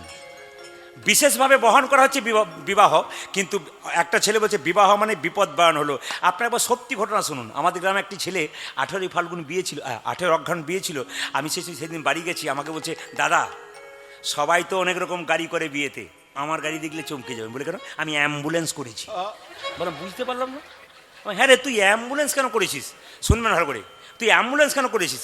বলছে ওই যে বিয়ের পরই তো অসুস্থ হব, তাই গাড়িতে চাপতে শুরু করবো আর কি। বলছে আকন্দা ফুলের মালার যে কি, মানে সব রকমের মালপত্র না থাকলে রাত্রি জাগা যাবে না, কি বলছে? সব রকমের মালপত্র থাকতে হবে। এটা কি বললাম? বিয়ের পরে অসুস্থ হব। আচ্ছা বিয়ে করছিস কোন মেয়েকে? ওর আবার উত্তর শুনলে চমকে যাবেন। আমি যাকে বিয়ে করেছি না, আমার চাইতে 7 বছরের বড়। তোর চেয়ে 7 বছর বড়? এই তুই কি বলছিস রে? বলছে হ্যাঁ 7 বছরের বড়। বলে কেন? আসলে কি জানো দাদা, আমি বুঝে শুনে বিয়ে করেছি 7 বছরের বড়। বলে কেন?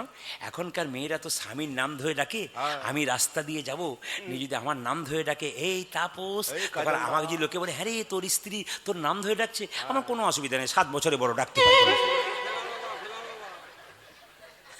নাকি নাকি বলছেন? হ্যাঁ। কীর্তনে মজা আছে, হেসে হেসে গড়িয়ে যাবেন আর কি।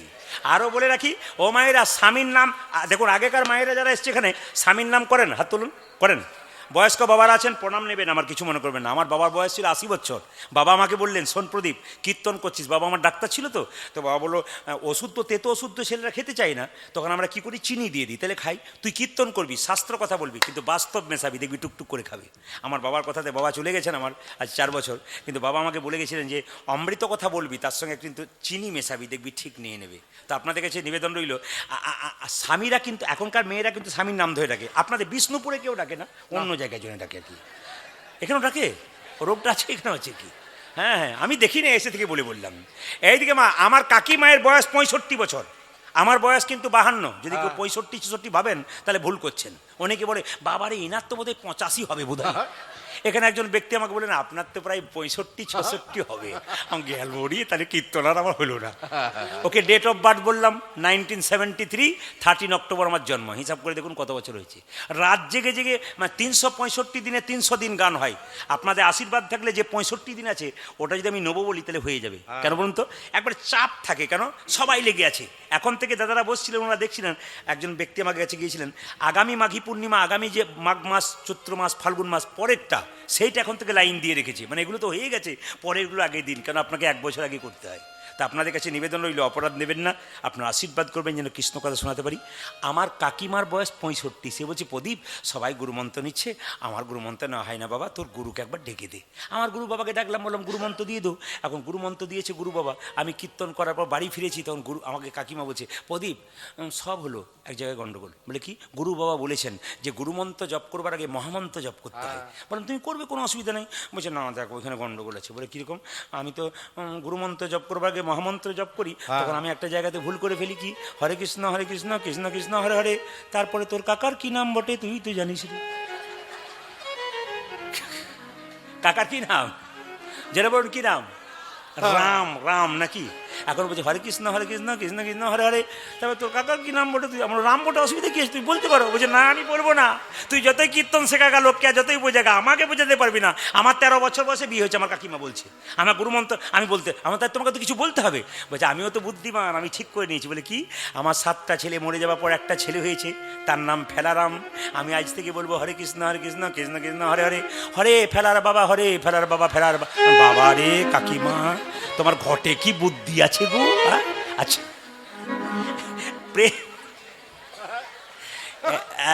বলুন রাধে রাধে, শ্যাম সুন্দর কি, মদন মোহন কি। আর একটি শেষ কথা বলে দিই, আমি কিন্তু সুদামার জায়গায় যাব। একটি শেষ কথা বলে দিই, অপরাধ নেবেন না। আচ্ছা, বিয়ে করার সময় মালা বদল হয় না? হয় না? আপনাদের হয়েছে সব, এদেরও সব হয়েছে মালা বদল, আমারও হয়েছে। তো অত বুঝি নাই, 25 বছর বয়সে হয়েছে তো আমার, ওই জন্য বুঝি নাই। 25 বছর হয়ে গেল এইদিকে। তো সবাই লক্ষ্য করুন, এই মালা খুলে না কেন রে? আচ্ছা, একটাই মালা দিয়েছে নাকি? ওটা দিন, মালাটা দাও। সবাই লক্ষ্য করুন, মালা বদল করবার সময় দেখবেন, কিছু মনে করবেন না, মালা বদল করবার সময় দেখবেন একটা কাপড় ঢাকা দেওয়া হয় না মাথাতে? জোরে বলুন হ্যাঁ না? তার আমার শুভ দৃষ্টি হয় মালা বদলের সময়। আমি এক জায়গায় কীর্তন করতে গেছি, পরশু তারিখে যেখানে ছিলাম, আমি ছিলাম পুরুলিয়াতে। যার বাড়িতে বাসা, অন্ধকার, লাইট ফাইট বন্ধ করেছে। এরা বলতে দাদা সারাত্রি জায়গা আছে, ঘুমিয়ে নাও, লাইটটা বন্ধ করে দাও। আমি দেখছি আমার পাটাতে একজন সুর করছে। আমাদের কিছু চাপলো নাকি রে? লাইটটা জ্বালিয়ে দিচ্ছে, একজন ছেলে 25 বছর। আমার বলছে দাদা, বলে কি আপনার কাছে মাদুলি নাই, তাবিজ? কেন, কি হয়েছে? বলছে আমার বিয়ের পর আমার স্ত্রী না আমার দিকে তাকায় না, খালি এই দিক আর ওই দিক। আমি বললাম তোমার বিয়েতে ক্যামেরাম্যান ছিল? বলছে হ্যাঁ ছিল। বলছে ওই বেটাই গন্ডগোলটা করেছে। মানে কি করেছে? সবাই তাকাবেন, একবার সত্যিকারের কথাটা বলবো, আপনাদের স্বীকার করতে হবে। এটা হচ্ছে মিষ্টি। এইদিকে কি বলছে, বিয়ের সময় দেখবেন যখন স্ত্রী মালা বদল দেয়, মালা বদল করে, এখন তার অত শুভদৃষ্টি হয় না, বিয়ের আগেই কতবার দেখা হয়ে যায়, হয় না? ভিডিও কল করে রাস্তাঘাটে। এখন আর কোনো অসুবিধা নেই, আগে যা ছিল কোনো অসুবিধা। আগে ইচ্ছা ছিল খুব দেখবো, এখন কোনো অসুবিধা নেই। এখন লক্ষ্য করুন, যেই না মালা, ফুলের মালাটি মেয়েটি দিয়েছে স্বামীকে, আর মালা বদল করতে গিয়ে মুখটা দেখতে যাবে স্বামী, শুভদৃষ্টি, যেই না মালাটা দিচ্ছে এরকম করে, পেছন থেকে ক্যামেরাম্যান হচ্ছে এইদিকে, শুভদৃষ্টিটা কার দিকে হলো? কার দিকে হলো?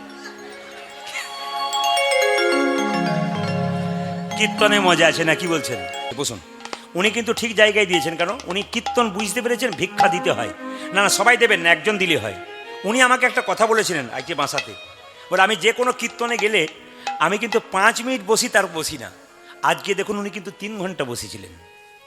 আজকেই উনি বললেন যে আমি যে আজ বসতে পারি তাহলে আমার রেকর্ড হবে জীবনে। আমি কোনো কীর্তনে 5 মিনিট বসি আর বসি না। উনি বসে আছেন, বসুন বসুন, টাকা নয়, একবার বসুন, এই জায়গাটা শেষ জায়গা, একবার শেষ জায়গা, যা শেষ ভালো তার সব ভালো। এখন টাকা দেবেন না কেউ, বারবার অনুরোধ করছি, কেউ উঠবেন না, কেউ টাকা দেবেন না, বারবার বললাম, আপনাদের অনুরোধ করছি তো আমি। বসুন, আপনারা বসুন। আরে মাথায় কাপড় নিয়ে বসলে লাভ আছে? আরে বাবা, এই সময় কেউ দেবেন না, কেন ডিস্টার্ব দিচ্ছেন এই সময়? এই জায়গাটা সবাই দর্শন করুন, সবাই একটু উলুধ্বনি দিন জোরে, ভক্তি ভরে, একবার মাথায় কাপড়টা নিয়ে এই জায়গায়। হ্যাঁ, এত তো ভক্ত আছেন আপনারা। ডান দিকে দেখুন কি সুন্দর বসে আছে মায়েরা, বসে একই রকম বসে আছেন। কতগুলো ভাই আছেন একবার একই রকম বসে, ভক্তিপ্রিয় মাধব বাবাদেরকেও তাই দেখতে পাচ্ছি। সবাই লক্ষ্য করুন, একবার টাকা দিলেই বড় কথা নয়। সুদামা বলে উঠল, হ্যাঁ গো, আমার বন্ধুর কাছে যাব, তুমি কিছু। স্বামী, বাড়ি বাড়ি ভিক্ষা করলাম, চিঁড়ে পেলাম। শুনবেন ভালো করে এই জায়গাটি, 4 বাড়ি ভিক্ষা করলাম, চিড়ে পেলাম, কিন্তু নাড়ু করবার ক্ষমতা নেই। বলে কেন? পয়সা নেই, গুড় কিনবো কি করে? তবে একটা কাজ করো স্বামী, কি? এই শুকনো চিড়েটাই তোমার ওই ছেঁড়া পুটলিতে বেঁধে নাও। যদি তোমার বন্ধু তোমাকে জিজ্ঞেস করে তুই কি এনেছিস, প্রথমে দেবে না। যদি নাছোড় বান্দা হয়, ওই শুকনো চিড়েটাই তুমি দেবে।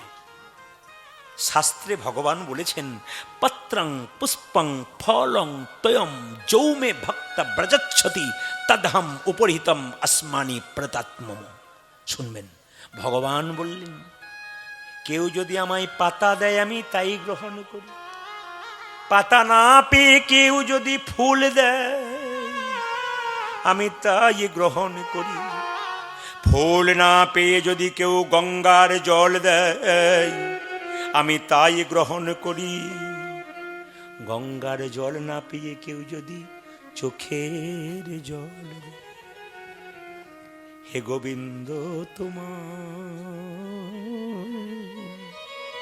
কীর্তন কেমন জিনিস দেখুন। এখনই হাসছিলেন, এখনই আনন্দে হেসে পড়ছিলেন, এখন আসরটার দিকে তাকান, পিন্ট অফ সাইলেন্ট। কেন? ভোজ বাড়িতে যখন কেউ ভোজ খেতে যায়, কারো পাতা ছিদ্র পড়ে, কারো পাতা গোটা পড়ে, কারো কাগজি লেবু পড়ে, কারো নুন পড়ে না, চিৎকার শুরু হয়। কিন্তু যখনই দেখবেন মাখিয়ে খেতে শুরু করে, তখন আর কারো মুখে কোনো কথা নাই। যখন ভক্তি রসে আপনারা ডুবে যান, তখন তার আর কোনো কথা নেই। মায়েরা, ভগবান বললেন, কেউ যদি পাতা দেয় তাতেই খুশি, যদি পাতা না পেয়ে কেউ আমায় ফুল দেয় তবে আমি তাতেই খুশি। যদি কি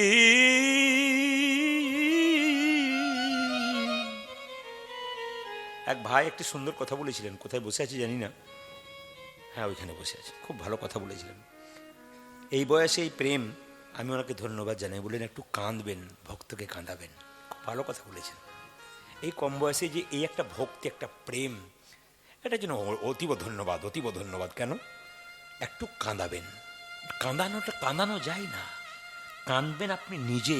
কথা যখন ভেতরে ঢুকবে আপনি কাঁদবেন। কেউ যদি গঙ্গা জল না থাকে তবে চোখের জল দিয়ে গোবিন্দের সেবা কর। এদিকে সারাদিন কর্ম করার পর কেউ যদি গোবিন্দের চরণে কেঁদে কেঁদে বলতে পারে, যা কিছু আমার সকলই তোমার, আমার কেবল তুমি, জীবনে মরণে জনমে জনমে প্রাণনাথ হইও তুমি। দ্রৌপদীর যখন বস্ত্রহরণ হচ্ছিল, সবাই তাকান, মায়েদের 4 দিন রজস্বল অবস্থায় থাকেন না? দ্রৌপদী যখন বস্ত্রহরণ হচ্ছিল তখন ওই দ্রৌপদী রজস্বল অবস্থায় ছিলেন। দ্রৌপদী যখন বস্ত্রহরণ হচ্ছে না মা, তখন রজস্বল অবস্থায় ছিলেন। কে বলুন তো? দ্রৌপদী। 80,000 মানুষ দাঁড়িয়ে দাঁড়িয়ে দেখছে, চেয়ারে বসে দেখছে, কি একটা মেয়ের কাপড় খোলা হবে বলে। আর দ্রৌপদীকে যখন দুঃশাসন বারবার টানছে কাপড়টা, তখন এক হাতে দ্রৌপদী কাপড়টা ধরে আছে আর এক হাতে ভগবানকে ডাকছে। নারদ বলছে, কি ব্যাপার প্রভু, অসহায় নারী বস্ত্রের জন্য কাঁদছে আর তুমি কাপড় দিচ্ছ না? ভগবান বলল, গো নারদ, দ্রৌপদী এক হাতে নিজের ওপরে ভরসা করেছে, এক হাতে আমায় ডেকেছে। যে দুহাত তুলে ডাকে না, আমি তার কাছে কোনোদিন যাই না। কি সুন্দর কথা দেখুন। ভগবান বললেন, যে দু হাত তুলে ডাকে না, হে গোবিন্দ তোমার হলাম বলে আমি তার কাছে যাই না। ভগবান বললেন, কেউ যদি অপরের অমঙ্গল চায়, নিজের অমঙ্গল আগে হয়। আপনি কোনোদিন কারো অমঙ্গল চাইবেন না, আপনার অমঙ্গল হচ্ছে হোক, কিন্তু পাশের ঘরে কারো অমঙ্গল চাইবেন না। সবসময় বলবেন, গোবিন্দ তুমি যা করার করো, আমার কিছু হাত নেই। তোমার বিচার তোমার কাছে, কে কি কর্ম করছে তার ফল ভোগ করবে, আমি না। সবাই তাকান। দ্রৌপদী যখন বস্ত্র হচ্ছে মায়েরা, তখন দুর্যোধন কি করছে? শাড়ি টানছে। 1 ঘন্টা, 2 ঘন্টা, 3 ঘন্টা, 4 ঘন্টা, দুর্যোধন ক্লান্ত হয়ে গেল। দুঃশাসন ক্লান্ত হয়ে গেল। দুর্যোধনকে বলে, দাদা এবার তুমি কাপড় টানো। যখন দুর্যোধন কাপড় টানছে, দুঃশাসন বাড়িতে গিয়ে দেখছে তাদের 100 ভাইয়ের স্ত্রী উলঙ্গ হয়ে বসে আছে। সবাই দেখান। দুঃশাসন দেখলো তার স্ত্রী তো উলঙ্গ হয়ে আছে, আবার 100 ভাইয়ের স্ত্রী উলঙ্গ হয়ে বসে আছে। দুঃশাসন তার স্ত্রীকে বলছে, হ্যাঁ গো, তোমাদের কাপড়গুলো কোথায় গেল? দুঃশাসনের স্ত্রী বলছে, তোমার জন্য আমার তোমার দাদার জন্য হলো। বলে, কেন? দ্রৌপদী ভগবানকে কাপড় চাইছে, এত কাপড় পাবে কোথায়? আমাদেরগুলো টানছে আর ভগবান দ্রৌপদীকে দিচ্ছে। তার মানে কি, আপনি যদি অমঙ্গল কামনা করেন, আপনার অমঙ্গল কিন্তু আগে হবে। সবাই তাকান, যে যেখানে বসে আছেন মায়েরা, যেই না মায়েরা যেই না পুটলিতে করে দিয়েছে, অমনি পুটলিটাকে এরকম করে বেঁধে সুদামা চলল বন্ধুর কাছে। সবাই তাকান, কেঁদে কেঁদে যাচ্ছে, কই কৃষ্ণ, কোথায় কৃষ্ণ, কোথায় প্রাণ সখা উলধ্বনি। अरे कोई कृष्ण কোথায় কৃষ্ণ, কোথায় প্রাণে সখা। ওই কৃষ্ণ, কোথায় কৃষ্ণ, কোথায় প্রাণের সখা। ওই কৃষ্ণ, কোথায় কৃষ্ণ, কোথায় প্রাণ সখা। আপনাদের এই কীর্তন কমিটির ছেলেদেরকে ধন্যবাদ জানাই, আপনাদের গ্রামবাসীকে ধন্যবাদ জানাই, গ্রামের বাইরে থেকে যারা এসছেন তাদেরকেও ধন্যবাদ জানাই, যারা বাইরের গ্রাম থেকে এসছেন। আর একজনকে ধন্যবাদ জানাই, যিনি দিল্লিতে কাজ করেন, আপনারা সবাই চেনেন। আমাকে উনি বায়না করার পর থেকে প্রায়ই খবর নেন, আপনি কেমন আছেন, সঠিক সময়ে এসে যান আমাদের বাড়ি। ওনাকে আশীর্বাদ করবেন। অনেক অক্লান্ত পরিশ্রম করে তিনি আমাকে এই গানটা দিয়েছেন আপনাদের জন্যে। এবং আপনাদের কমিটির যারা আছেন, এত ভালো ব্যবহার। আমাকে এসে থেকে খালি প্রশ্ন করে, আপনার কি কি দরকার, খালি এটুকু বলবেন, আর কিছু না। আমার মনে একটু রাগ হয়েছিল প্রথমে এই কারণে, স্টেজটা অনেক রাত্রিতে হচ্ছে বলে। 6টা সাড়ে 6টায় হলে আরও ভালো ছিল, কেন বলুন তো, যত রাত বাড়ে না অনেকের কষ্ট হয় তো, কিন্তু আপনাদের দেখছি কোনো কষ্টই নেই। আরে গৌর গোবিন্দের কৃপা যারা আছে তারও কষ্ট হয় নাকি? একবার গৌর গোবিন্দের কৃপা আছে। ওই জন্য বললো, পাকা জিনিস, পাকা যারা হয় না ভক্ত, তাদের ওদিকে তাকানো হয় না, কোন দিকে কী করছে। বজগোপীরা কৃষ্ণের কাছে যাচ্ছিল মাঝরাত্রিতে, তাকাচ্ছে কে কে যাচ্ছে, যে যত তাড়াতাড়ি গোবিন্দের কাছে যেতে পারে তার চেষ্টা করছে। সবাই লক্ষ্য করুন, যাচ্ছে সুদামা কীভাবে দেখুন। কই কৃষ্ণ, কোথায় কৃষ্ণ, কোথায় প্রাণের সখা। अरे कोई कृष्ण, কোথায় কৃষ্ণ, কোথায় প্রাণে সখা। অনেক দিন দেখি নাই তোরে, একবার দে রে দেখা। উজাদি অনেক দিন দেখি নাই তোরে, একেবার দে রে দেখা। কিছু মনে করবেন না, আসলে শ্যামসুন্দর কি কৃষ্ণ বলছে আজকে নতুন খেলা কি করব, বট গাছের নিচে দাঁড়িয়ে আছি তো, এটা বট গাছ তাই তো, না ফাকুর গাছ, যেটা বলুন বট গাছ। আচ্ছা বট গাছ তো, ঠিক আছে। আচ্ছা কি গাছ? বট গাছ, আচ্ছা বেশ। হ্যাঁ, বট গাছের নিচে কৃষ্ণ খেলা করছে, বলছে 26 জন বন্ধু আছি তোমরা, 26টা পাতা পারা হবে, সবাই তাকান। 26টা পাতা পেরে একটা পাতাতে ছিদ্র করে দেওয়া হবে, সব পাতাগুলো মিশিয়ে দেওয়া হবে, সবার চোখে একটা করে কাপড় বেঁধে দেওয়া হবে। এখন যে ছিদ্র করা পাতাটা পাবে সেই কিন্তু চোর হবে, আর তার কাঁধে কিন্তু সবাই একবার চাপবে আর নামবে। এইদিকে এইদিকে মায়েরা, এখনই উত্তর পেয়ে যাবো আপনারা কীর্তন কেমন শুনছেন বা কেমন বোঝেন। 26 জন বন্ধুর মধ্যে 26টা পাতা পারা হবে, সব এই যে সব পাতাগুলোর মধ্যে একটা পাতাতে ছিদ্র করে দেওয়া হবে, আর সব পাতাগুলোকে মিশিয়ে দিয়ে চোখে কাপড় বেঁধে একটা করে পাতা তুলে নেবে। যে ছিদ্র করা পাতাটা পাবে ওই কিন্তু চোর হবে। বলুন তো বাবারা মায়েরা, কে চোর হতে পারে? জোরে বলুন। সবচাইতে আনন্দের ব্যাপার কি জানেন? বাচ্চাগুলো প্রথম উত্তর দেয়। এখানেও কিন্তু একজন বাচ্চা উত্তর দিয়েছে কৃষ্ণ। দেখি হয় কিনা, মিলে যায় কিনা। একটা আইডিয়া আছে কীর্তনের, কেন বলুন তো? শুনলে অন্য জায়গাতে বাচ্চাগুলো বলে ওঠে কৃষ্ণ কৃষ্ণ, মানে কি মন দিয়ে শুনলে বুঝবেন, আর মন না দিয়ে শুনলে বুঝবেন না। যেমন কিছু মনে করবেন না, রামচন্দ্র 12 বছর জন্য বনবাসে গিয়েছিল। হ্যাঁ, 12 বছর জন্য। এখন বলছেন 14, যখনই বললাম রামচন্দ্র 12 বছর হ্যাঁ। মানে আপনি কি আর ভুল বলবেন, ঠিকই বলছেন, টেস্ট করে করে দেখছেন কি। এই জন্য সবাই লক্ষ্য করুন, যেই না পাতাগুলোকে একসঙ্গে মিশিয়ে দিয়েছে, ছিদ্র করা পাতাটা মাঝে আছে, চোখে কাপড়টা বেঁধে একটা একটা করে পাতা তুলছে। এখন তুই কি পেয়েছিস? তুই কি পেয়েছিস? তুই কি পেয়েছিস? আমারটা ভালো। আচ্ছা, তুই কি পেয়েছিস? ভালো পেয়েছি। আর তুই? ভালো পাতা। আমারটা দেখি তো। তোরটা দেখ। এই রে, এই। আমারটাই ছিদ্র। হ্যাঁ, কৃষ্ণ চোর চোর চোর চোর চোর, চোর। কৃষ্ণ বলছে আমি তোদের জন্য চুরি করি, আমাকে তুই চোর বলছিস? যার জন্য করি চুরি তাকে বলে চোর।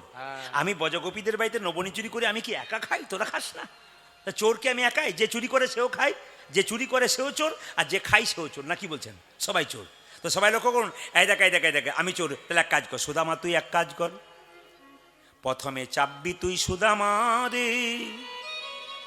সুদামা তুই কাঁদে চা, কৃষ্ণ কেন চোর হলো জানো?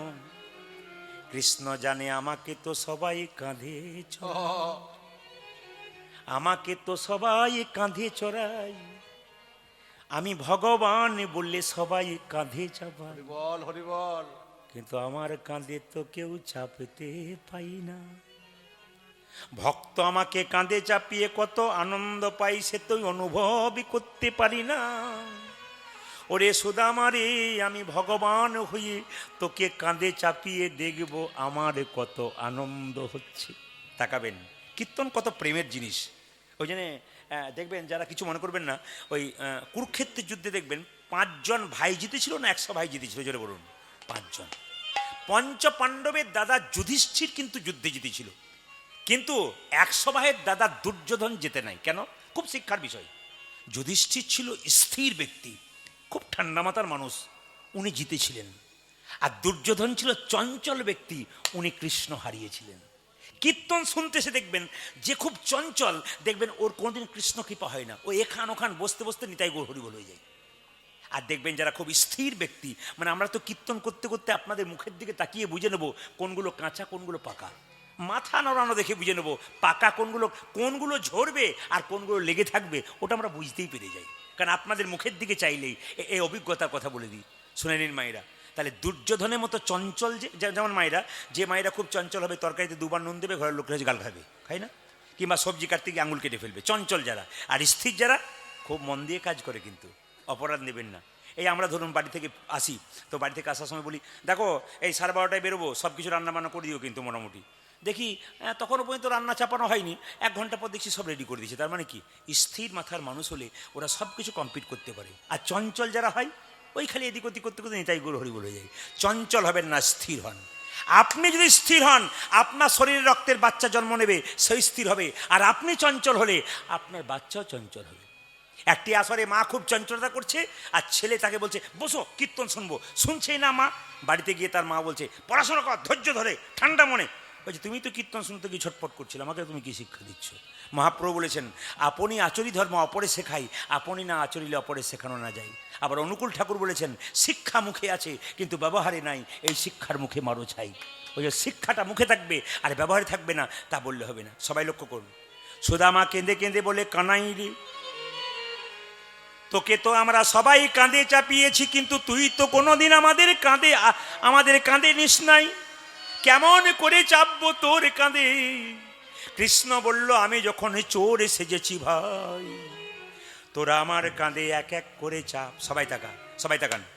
যেই না সুদামা কৃষ্ণের কাঁধে চেপেছে, একটা পা বুকের দিকে একটা পা পিঠের দিকে। সবাই তাকান। কৃষ্ণ বলে সুদামা রে, ভক্তের একটি চরণ বুকে পেলাম, আর একটি চরণ বুকে পেলাম না, তুই দুটো চরণ আমার বুকের সামনে দে। সবাই দেখান। যেই না কৃষ্ণের কাঁধে চেপে সুদামা দুটো পা বুকের সামনে দিয়েছে, গোবিন্দ আমার চরণ দুটোকে ধরে বারবার কংসা কেঁদে কেঁদে বলে ভগবান যেমন আমার চরণ ভালোবাসে, আমি তেমনি ভক্তের চরণ ভালোবাসি। ভক্ত যদি কাই মনে কোনো চিন্তা করে, ভগবানের সাধ্য নাই সেই চিন্তা নাহি পূরণ করে। ওই জন্য হরিনাম শুনতে হয়, এখানে বসে এক মনে একভাবে ঠান্ডা মাথায় কীর্তন শুনতে হয়, হরিকথা শুনতে হয়, আনন্দ হয়। হঠাৎ যখন সুদামার পা দুটোকে ধরে খুব আনন্দ করছে, হঠাৎ কি করেছে তখন কৃষ্ণের দুফোঁটা জল সুদামার পায়ে পড়েছে। সুদামা বলছে কানাই, তোর খুব কষ্ট হচ্ছে তাই না? তুই তো কাউকে কোনোদিন কাঁদে করিস না, এই যে তোর কষ্ট হচ্ছে, চোখ থেকে জল পড়ছে, আমার পা গুলো ভিজে যাচ্ছে, আমি বুঝতে পারছি তোর কষ্ট হচ্ছে। সঙ্গে সঙ্গে মায়েরা তাকান, কৃষ্ণ কিন্তু সুদামাকে নিয়ে দৌড়তে শুরু করেছে, আর সুদামা বলছে এখানাই পড়ে যাবো। কৃষ্ণ বলল সুদামা তুই যদি আমায় ধরার মতো ধরতে পারিস, তবে তোর পড়বার ভয় নাই। কৃষ্ণ জগৎ থেকে শিখালো, এ সংসারে কেউ যদি আমায় ধরার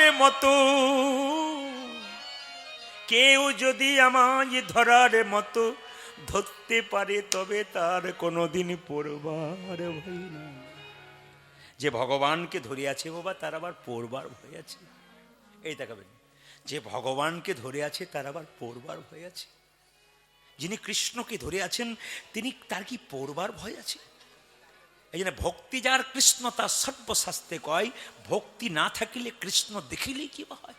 শুনবেন, মহাপ্রভু বলেছেন শুনিতে কে হয়, যত শুনবেন দেখবেন আপনার কাজ আছে। ও মাইরা, বাচ্চা শব্দটা বন্ধ করুন, ওখানে বাচ্চারা খুব চটপট করছে। মোবাইলটা কেড়ে নিন, এখন চুপচাপ বসুন। এই তাকান, যে যেখানে বসে আছেন। কি বললাম মায়েরা? ভক্ত যদি কাই মনে কোনো বাঞ্ছা করে, ভগবানের সাধ্য নয় সেই বাঞ্ছা নেই পড়ে। আমরা কত জায়গায় কীর্তন করতে যাই মায়েরা, আসাম করিমগঞ্জে কীর্তন করতে গিয়েছিলাম। আপনারা তো এখানে কম ভক্ত দেখতে পাচ্ছেন, কিন্তু আপনি ইউটিউব সার্চ করুন, প্রত্যেকটি আসরে 10 থেকে 12,000 ভক্ত আছে প্রতিটি আসরে। এখানে তো একবার কম, পুলিশ প্রশাসন দিয়ে আসরে চাপাতে হয়, তারপর নামাতে হয়, এত চাপ থাকে। আজকে তো আমার আনন্দ লাগছে, একটু কম ভক্তের মধ্যে কীর্তন করছি, কিন্তু এমন জায়গা আছে প্রায় ম্যাক্সিমাম জায়গায় প্রচুর ভক্তের সমাগম, গাড়ি ঘোড়া লোকজন, প্রচুর চাপ হয়। এবং ভক্তরা, আমি কয়েকদিন আগে দণ্ডকারণ্য গিয়েছিলাম, রামচন্দ্রের জায়গা কোথায় জানেন? একবারে পাহাড়ের উপরে অনেক দূরে দণ্ডকারণ্য, বিশাখাপত্তনম পর্যন্ত প্লেনে গেছিলাম, ওখান থেকে গাড়িতে করে নিয়ে গেছিলো। তো শুনলে চমকে যাবেন, এত বৃষ্টি হচ্ছে, আটচালার মধ্যে গান হচ্ছে হরিচাঁদ গুরুচাঁদের আশ্রমে। তো প্রায় 5,000-10,000 লোক বসতে পেরেছে, আর বাকি 5,000-10,000 লোক বাইরে ছাতা নিয়ে শুনছে। তো শুনলে চমকে যাবেন, যারা কীর্তন শুনতে বসেছে একটা করে আসন এনেছে, একটা করে বোতল এনেছে জলের। কেন? ওরা জানতে এসেছে বসবো, শুনবো, কারো দিকে তাকাচ্ছে না, মাথা নত করে চুপচাপ শুনছে। আর যখন এই প্রেমের কথা হচ্ছে, আহা হা করে হাত দুটো উঠছে, মনে হলো জীবন ধন্য হয়ে গেল। ভক্ত সব জায়গায় সমান হয় না। এখানে অনেক ভক্ত আছেন যারা কিন্তু কীর্তন শুনতে শুনতে হাঁ করছেন, মাথা নাড়াচ্ছেন, তার মানে বুঝতে পেরে গেলাম এগুলো কিন্তু কৃপা হয়ে গেছে। সুদামা বলছে, ওরে আমি ধরে নিলাম তোকে, কানাই বলে শোনে রে সুদামা, এই জগতে যে আমায় ধরার মতো ধরতে করতে পারে হরিবল হরিবল তার আর পড়ার ভয় থাকে না। মায়েরা, সুদামারে লইয়া কৃষ্ণ, এ আমার কথা নয়, রামকৃষ্ণ পরমহংসদেবের কথা, মন দিয়ে শুনবেন। একজন মেছেনি একটা গ্রামে মাছ বিক্রি করতে গিয়েছিল, অনেক দূরে। এখন মাছ বিক্রি করতে গিয়ে, মায়েরা দিয়ে তাকাবেন, মাছ বিক্রি করতে গিয়ে অন্ধকার হয়ে গেছে, নিজের গ্রামে পৌঁছতে পারে নাই। সে কি করলো, রাস্তাতে একটা ফুল বাগান ছিল, সেই বাগানে একজন মালি ছিল। মালিকে বলল, মালি, আজকে রাত্রিটা তোমার বাগানে আমাকে থাকতে দেবে? বলে, হ্যাঁ, কেন থাকতে দেবো না, আমার বাগানে তুমি থাকবে। মায়েরা, যেই না মালিকে বাগানে আস্তে আস্তে মালির বাগানে যেই না সেই মেছনিকে রাখতে বসতে দিয়েছে, বলে এখানে তুমি ঘুমাও, কোনো অসুবিধা নাই। মালির বাগানে ছোট্ট একটা বাড়ি ছিল, মেছেনি শুয়ে আছে, কিন্তু এত সুন্দর ফুলের গন্ধ, মেছেনির আর ঘুম আসছে না। শুনবেন ভালো করে, মেছেনি তো মাছ বিক্রি করে বেড়ায়, মাছের গন্ধ নেয় অভ্যাস, ওর তো ফুলের গন্ধ নেয় অভ্যাস নয়। এত সুন্দর ফুলের সুগন্ধ, ওর আর ঘুমই আসছে না। মালি বলছে, কি ব্যাপার, এত ফুলের গন্ধ সুন্দর, আর তোমার ঘুম আসছে না কেন? আসলে মাছের গন্ধ না অভ্যাস, তো ঘুম আমার ঠিক আসবে। একটু জল নিয়ে মাছের ঝুঁইটাতে যে না ছিপিয়ে দিয়েছে, আর মাছের আঁশের গন্ধ ভক ভক করে যেন নাকে ঢুকেছে, আর গড়গড় করে নাক ডাকতে শুরু করেছে। যাদের ফুলের গন্ধ নেওয়ার অভ্যাস নাই, সংসার রূপী মাছের গন্ধ নেওয়ার অভ্যাস, তাদের হরিকথা কোনোদিন ভালো লাগবে না। আর যাদের হরিনাম নামক ফুলের গন্ধ নেওয়া অভ্যাস আছে, তাদের হরিনাম কিন্তু অবশ্যই ভালো লাগবে। আজকে প্রমাণ হবে আপনাদের এই বিষ্ণুপুর গ্রাম, তাই তো নাকি? জায়গাটার নাম কিন্তু যেমন তেমন নয়, বিষ্ণুপুর গ্রাম, ভগবান বিষ্ণুর জায়গা, মাথায় রাখতে হবে। তবে কীর্তন চলাকালীন শুরুতেই দু চারজন বসেই ঠান্ডাতে হাই তুলছে, ওই দেখে মাঝে মাঝে আমাদের ভয় হচ্ছে। যে যত হাই তুলে তার মনে হয় ভয় হয় আর কি। তো জোরে বলুন, রাধা রানী কি, শ্যাম সুন্দর কি, মদন মোহন কি, হরিবাসর কি, সাধুগুরু বৈষ্ণব কি। আসুন আমরা প্রথমে একটা ছোট্ট প্রার্থনা গান গেয়ে লীলা শুরু করে দেবো। সবাই মাথায় একটু কাপড় নিন, প্রভুর কাছে বসে আছেন, সবাই মিলে একটু প্রেম সে একবারে সবাই ভক্তি ভরে গাইবেন। হ্যাঁ, গাইতে পারলে ভালো, না গাইতে পারলে প্রভুর কাছে বসে প্রার্থনা গান করুন। তুমি নির্মল করো করো মঙ্গল করে, ওরে মলিন মরে মোছাজে। তুমি নির্মল করো মঙ্গল করে, মলিন এইদিকে আমি আপনাদের বলতে চাই, সংসারে আপনাকে কেউ কিছু বলেছে? আপনি সংসারে বাস করছেন, খুঁটিনাটি লেগে আছে, আপনাকে কেউ কিছু বলেছে, খুব কষ্ট পেয়েছেন? পাড়ার মেয়েদেরকে বলবেন না, ও আরও 5 জনকে আপনার দুঃখটা বলে বলে বাড়িয়ে দেবে। যদি ভেতরে কোনো দুঃখ থাকে, আপনি 2 জায়গায় যাবেন, একটি গুরুচরণে, একটি গোবিন্দের চরণে। গুরু যদি কাছে না থাকে, গোবিন্দের মন্দিরে বসবেন। আমি বৃন্দাবনে গিয়েছিলাম 1 মাস আগে, তো বৃন্দাবনে এক মহারাজজির সামনে বসেছিলাম, তো কত মায়ের আসছে, বাবার আসছে, মহারাজজিকে প্রণাম করছে, আর সংসারের সমস্যার কথা জানাচ্ছেন, আমার এই হচ্ছে, আমার ওই হচ্ছে। মহারাজজি শুধু একটা কথা বলছে, তুমি সংসারে যখন তোমার যন্ত্রণা হবে, সব ছেড়ে দিয়ে ভগবানের কাছে অন্তত আধ ঘন্টা বসতে শেখো, আর নাম করো। যত ভগবানের কাছে বসবে, নাম শুনবে আর নাম করবে, তোমার জীবনের ভেতরে যত ময়লা আছে, দুঃখ আছে, আস্তে আস্তে দূর হয়ে যাবে। তাই আজকে সবাই মিলে গাইবেন, গাইতে পারলে ভালো, না গাইতে পারলে ভগবানের কাছে প্রার্থনা করবেন, প্রভু আমার ভেতরে যত ময়লা আছে তুমি পরিষ্কার করে দাও। শাস্ত্র বলেছে, চেতা দর্পণা মার্জনং ভবা মহাদাবাগ্নি নির্বাপনং শ্রেয়া কৈরবা চন্দ্রিকা বিদ্যা বৌধু জীবনং আনন্দ বুদ্ধিবর্ধনং প্রতিপদং পুণ্যামৃত সাধনম সর্বত্র সবনং পরং বিজয়তে শ্রীকৃষ্ণ সংকীর্তনম। অনেকগুলো কথা বলে দিলাম, বুঝতেই পারলেন না। একটু সহজ করে বলি, চেতা দর্পণা মার্জনা মানে বাজার থেকে একটা আয়না কিনতে পাওয়া যায়, সবার এখানে একটা আয়না আছে। ওই আয়নাতে আপনার আমার সকলের মুখ দেখা যায়, এই আয়নাতে আপনার আমার মুখ দেখা যায় না, স্বয়ং গোবিন্দের মুখ দেখা যায়। ওই বাজার থেকে আয়নাটা যদি ময়লা হয়ে যায়, আপনি কি করবেন? কস্টিক সোডা দিয়ে ঘষে দেবেন, আর একটু চাপা করে জল দিয়ে ধুয়ে দেবেন, ওই আয়নাটা পরিষ্কার হয়ে যাবে। কিন্তু এইখানে আয়না যদি কারো ময়লা হয়ে যায়, হরিনাম নামক কস্টিক সোডা আর নয়নের জল দিয়ে ধুয়ে মুছে পরিষ্কার করতে হবে। আনন্দ, শেষে চলে গেলাম, আনন্দ বুদ্ধিবর্ধনং। এতে যে কি আনন্দ হয়, একমাত্র যে শুনেছে আর যে করেছে সে ছাড়া জানে না, যে ডুবেছে সে ছাড়া জানে না, যে ডুবে নাই সে কি বুঝবে। আনন্দ, যেমন ধরুন কেউ যদি মদ খায়, যেমন আপনাদের এই এলাকায় কোনো মাতাল নাই, না নেই, আমি ভুল বলে ফেললাম নাকি? হ্যাঁ। আচ্ছা আচ্ছা আচ্ছা, না না, আপনাদের এলাকায় যে আছে তা তো আমি প্রথমে ঢুকেই বুঝে নিয়েছি। হ্যাঁ আমি ঢুকবার আগেই বুঝে নিয়েছি। হ্যাঁ, আর যেন কেউ চাপা দিয়ে ফেলেন না। হ্যাঁ, ঠিক বলেছেন, পার্টি একবার রাস্তায় রাস্তায় ঘুরছে আর কি, যেমন রাধা রাহানি কি। তো মায়েরা, কেউ যখন মদ খায় তখন মদ খেতে খেতে আনন্দ পেতে পেতে লাংস, কিডনি, লিভার নষ্ট হয়ে যায়, কিন্তু মদ খেতে খেতে আস্তে আস্তে আনন্দ পেতে পেতে নিরানন্দের সাগরে যায়।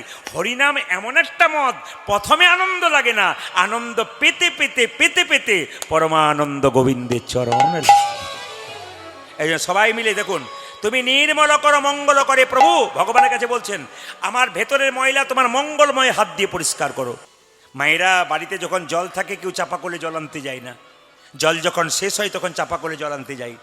শরীরে যতদিন ক্ষমতা থাকে কেউ ভগবানকে ডাকতে চায় না, ক্ষমতা যখন শেষ হয়ে যায় তখন গোবিন্দ চরণ ছাড়া কোনো উপায় নাই। দেখবেন মায়েরা, যতক্ষণ সংসারে কর্ম করছেন, সংসার আপনাকে ভালোবাসছে, আপনি কর্ম করা বন্ধ করুন, শরীরে কঠিন অসুখ হয়ে যাক, বাড়ির লোক বলবে 10 দিন পরে মরে গেলেই বাঁচি, এ যত থাকবে তত কষ্ট পাবো। একজন বাবা প্রত্যেক দিন তার বাচ্চার জন্য লজেন্স এনে দেয়, 2 দিন আনা বন্ধ করে দিন, ছেলে আর বাবাকে বাবা বলবে না। স্বার্থপর সংসার, শুধু নিতে চাই, দিতে চায় না। আপনি সংসারে কর্তব্য কর্ম করবেন, আসল কর্তব্য কিন্তু ভুলবেন না, নইলে পরে কিন্তু ঠকতে হবে যে আমি কার জন্যে সব করলাম। কিছু বিপদে পড়েছিস, ভগবানকে ভক্ত বলছে প্রভু বিপদে পড়েছি, কি শুধু গান নয় জ্ঞান, লক্ষ্য শূন্য, লক্ষ্য বাসনা। এখান থেকে মাস্তুল যাচ্ছেন, মস্তুল না মাস্তুল একটা জায়গা আছে না, মস্তুল, ওখানে আমি গত 1 বছর আগে হয়তো রূপ গান করে গিয়েছিলাম। আবার এবছর ওনারা আমাকে কুঞ্জ বর্ণন গান বানিয়ে করেছেন। এবছর জ্যৈষ্ঠী মাসের দিকে সামনের দিকে মানে একটা কুঞ্জ বর্ণন গান সকাল 10টায় ওনারা আমাকে বলেছেন আপনার মুখ থেকে কুঞ্জ বর্ণন, রূপ গানটা শোনা হয়েছে ওদের, এবার কুঞ্জ বর্ণন শুনবেন। তা আপনাদের কাছে নিবেদন রইল মায়েরা, লক্ষ্য শূন্য লক্ষ্য বাসনা, তার মানে কি তোমার প্রতি লক্ষ্য নাই, তোমার কাছে লক্ষ লক্ষ বাসনা। রাস্তায় যেতে যেতে একটা মন্দির দেখতে পেলেন, ভগবানকে বলেন প্রভু গাড়ি দাও, বাড়ি দাও, টাকা দাও, মেয়ের বিয়ে দাও, ছেলের চাকরি দাও, লক্ষ লক্ষ বাসনা, কিন্তু মন্দির ফেটে যে ভগবানের মাথায় জল পড়ছে এইদিকে লক্ষ্য নাই। আপনি যে মালিকের অধীনে কাজ করবেন, মালিক কি শুধু আপনার কথা ভাববে, আপনি মালিকের কথা ভাববেন না? সংসার আপনাকে ভগবান পাঠিয়েছে, আপনার কথা কি শুধু ভগবান ভাববে, আপনি ভগবানের কথা ভাববেন না? ভক্ত বলছে তুই আমাকে বাবা, এদিকে এদিকে ভক্ত বলছে তুই আমাকে বাবা বললি কেন? বলছে বাবা কেন বললাম জানো, একটু কিছু মনে করবেন না, এখান থেকে আপনি 3 কিলোমিটার যাচ্ছেন রাস্তা দিয়ে, হঠাৎ একটা পুকুর দেখতে পেলেন, কারো একটা ছেলে জলে পড়ে গেল, আপনি কি বলবেন? কার ছেলে জলে পড়লো, সে ছেলে অন্য কারো না যদি আপনার হয়, আপনি কাউকে ডাকবেন? নিজেই জলে ঝাঁপিয়ে পড়বেন, হে প্রভু অন্ধকার মায়াস্থা করে আমার করে হাবুডুবু খাচ্ছি, তুমি এখান থেকে উদ্ধার করো। ভগবান বলছে তুই যে আমাকে বাবা বললি, তুই কি জানিস আমি কোথায় থাকি? ভক্ত বলছে আগে জানতাম না, কীর্তন শুনে জানতে পারলাম তুমি কোথায় নেই, তুমি সব জায়গাতে আছো। তুমি কোথায় আছো জানো? যারা কীর্তন শুনতে এসছেন কিছু মনে করবেন না, চোখে আপনাদের কাপড় বাঁধা আছে, প্রশ্ন করবেন কই কাপড় তো নেই, আমারও আছে কিন্তু দেখতে পাচ্ছেন না। কাপড়টার নাম কি? মায়ার কাপড়। আমি যে গাড়িতে এসছি সেই কাঁচটা দেখুন গা, কালো কাঁচ। আমি ভেতরে থাকলে বাইরের জনকে দেখতে পাবো, বাইরের লোক আমাকে দেখতে পাবে না।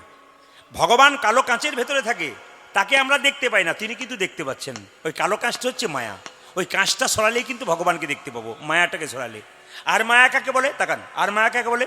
রামকৃষ্ণদেব বললেন যে রাম, সীতা এবং লক্ষণ 3 জনে বনে যাচ্ছে, আগে যাচ্ছে রাম, মাঝে সীতা, পেছনে লক্ষণ। লক্ষণ বারবার সীতাকে দেখবার চেষ্টা করছে, এই রামকে দেখবার চেষ্টা করছে, দেখতে পাচ্ছে না কেন? মাঝখানে সীতা নামক মায়াটা আছে বলে। এইদিকে রামকৃষ্ণদেব বললেন মায়া হচ্ছে পানা, পুকুরের পানার মতো।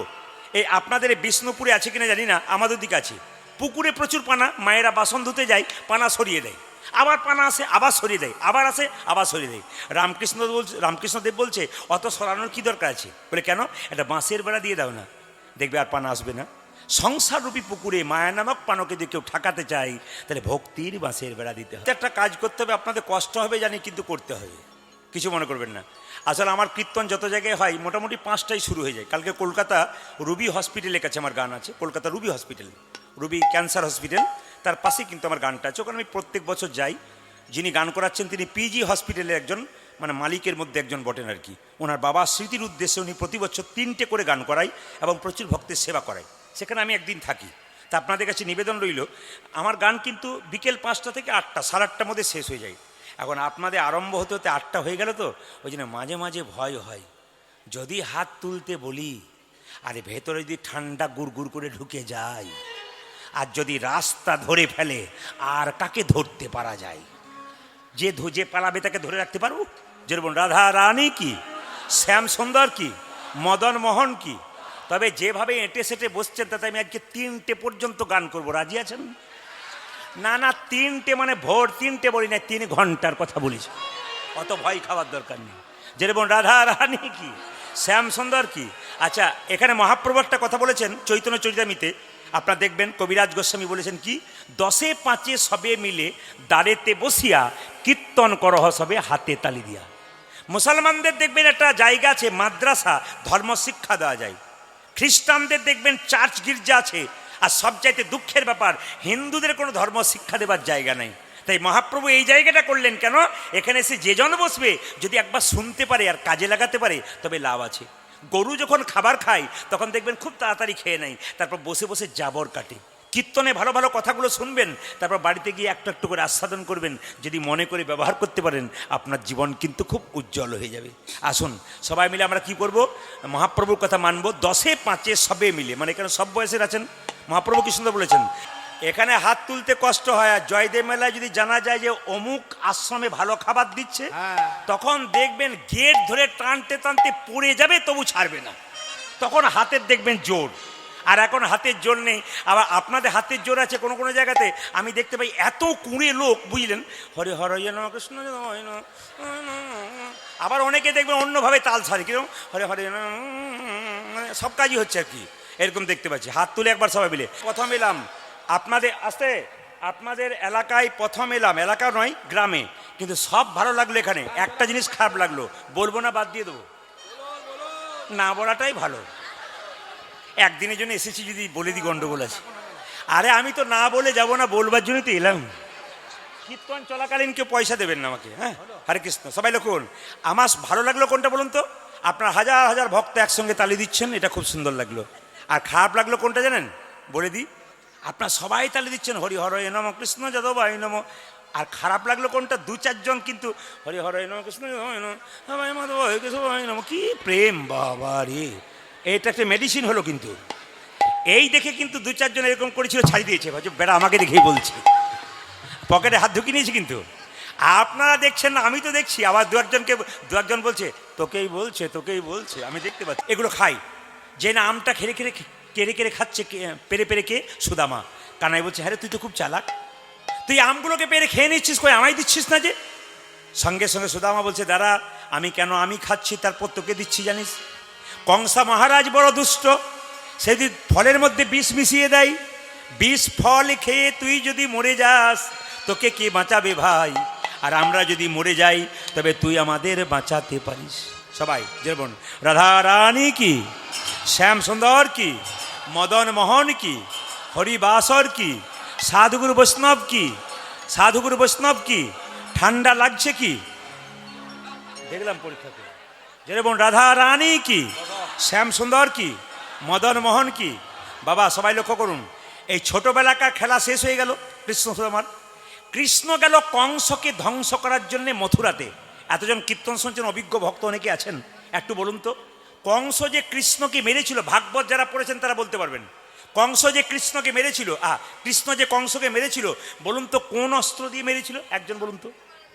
বাহ বাহ, ভেরি গুড, খুশি খুশি। বাবা কিন্তু একমাত্র বলেছেন, আর কেউ বলতে পারে নাই। কোন অস্ত্র দিয়ে কিন্তু কৃষ্ণ কংসকে মারে নাই। কি করেছিল মায়েরা, ঘুষি মারার ভান করেছিল কিন্তু মারে নাই, ওতেই চমকে উঠে আঁতকে মারা গিয়েছিল।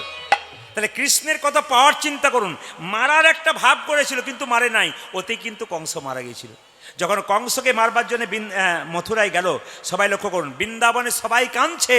আচ্ছা বলুন তো মায়েরা, এই গ্রামে যাকে আপনারা খুব বেশি ভালোবাসেন, সেটি গ্রাম ছেড়ে চিরকালের জন্য চলে যায়, মানুষের কষ্ট হয় না? কৃষ্ণ যখন চলে গেল মথুরায়, সবাই কাঁদছে। বেশি করে কাঁদছে কে, সুদামা। কেঁদে কেঁদে কি করছে জানেন, মা বলছে সুদামা খেয়ে নে। না খাবো না, কেন, আমার কৃষ্ণকে চাই, আমার কৃষ্ণকে চাই। এই সুদামা খেয়ে নে। না খাবো না। সুদামার মা রচনা দেবী মটুক ব্রাহ্মণ স্বামীকে বলল, শোনো, ছেলে না খেতে পেয়ে তো একদিন মরে যাবে, কৃষ্ণের কাছে পাঠিয়ে দাও, নইলে ছেলে কিন্তু মরে যাবে, মা বলছে। কিন্তু কৃষ্ণ কি, সুদামা কি করছে, রাস্তা দিয়ে কাঁদছে আর বলছে, ওরে বজের কানুরে, কোন দুঃখে তুই রাজা হলি মথুরাপুরে। হ্যাঁ ওরে হ্যাঁ ব্রজের কানো রে হ্যাঁ। কোন দুঃখে তুই রাজা হলে মথুরা দেখুন, দেখুন। পুরে। একটা কথা আপনাদের বলতে চাই, বন্ধুত্ব রাজনীতি করতে গিয়ে বন্ধুত্ব দুর্ভিক্ষেও জানা যায়। কলকাতায় বিষ্ণুপুরের দুটো ছেলে কাজ করে, কিন্তু দুর্ভিক্ষ দেখা গেছে একটা রুটি দুজনে অর্ধেক করে ভাগ করে খায়, এটাই বন্ধুত্ব।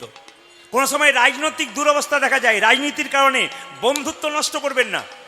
ভোট থাকবে ব্যালট বক্সে, রাজনীতি থাকবে ব্যালট বক্সে, কিন্তু বন্ধু থাকবে হৃদয়ে। কেন? আপনি রাত্রিবেলায় বিপদে পড়েছেন, কেউ আপনাকে বাইরে থেকে বাঁচাবে না, আপনার পাশের বাড়ির বন্ধুই বাঁচাবে। তাই বন্ধুত্ব থাকবে হৃদয়ে, আর রাজনীতি থাকবে কোথায়? ব্যালট বক্সে। কিন্তু কানছে দেখুন সুদামা, ওরে বজের কানো রে, কোন দুঃখে তুই রাজা হলি মথুরা পুরে।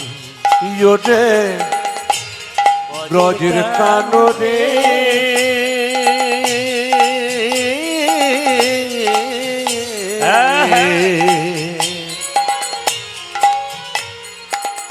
কোন দুঃখে তুই রাজা হলি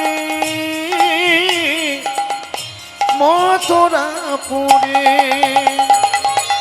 আর কি ফিরে আসবি না ভাই বৃন্দাবন মাঝে? কানাই রে, হরি। কানাই রে, কানাই রে,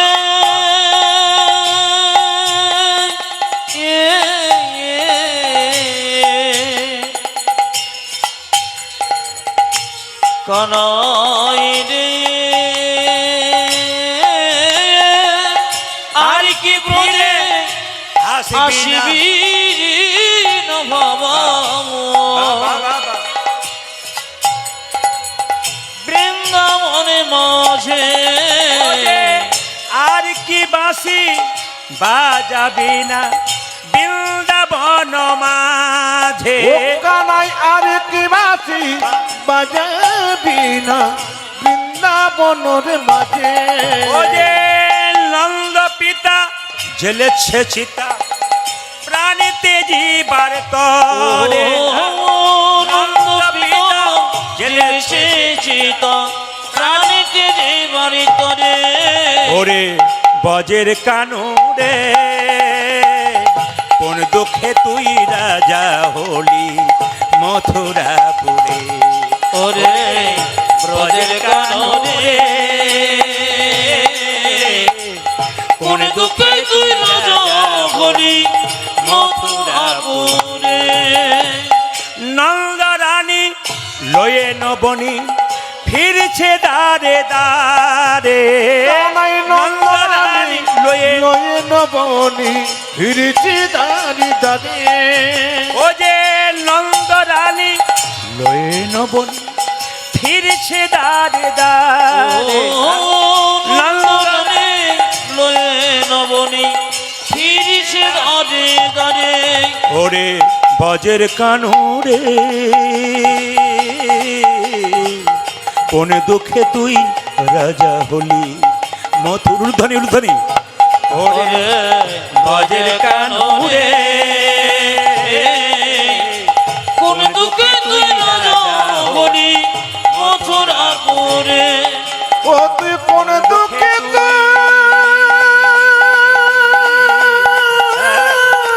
হরিবল হরিবল।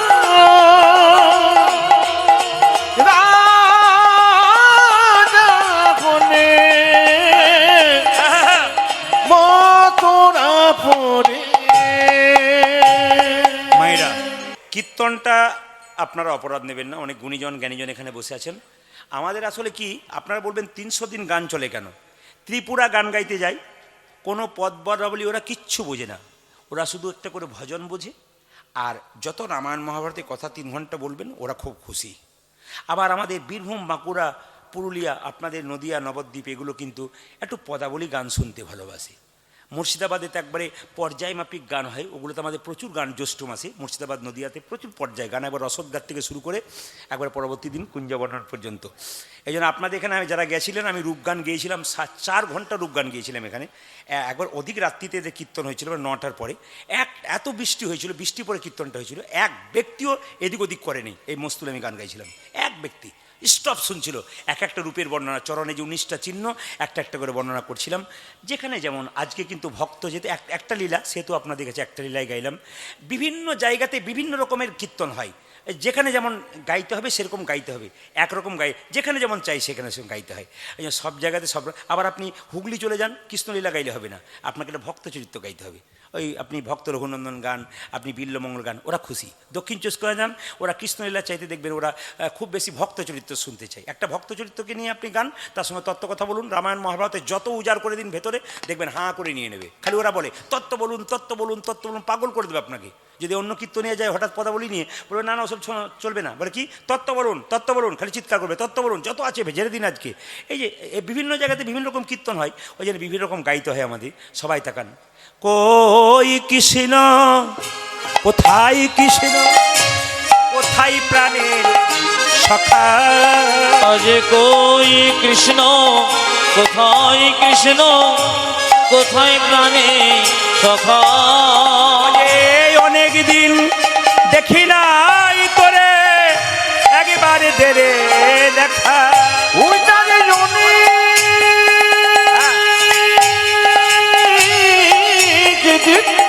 দেখি নাই তোরে একবার যে দেখা।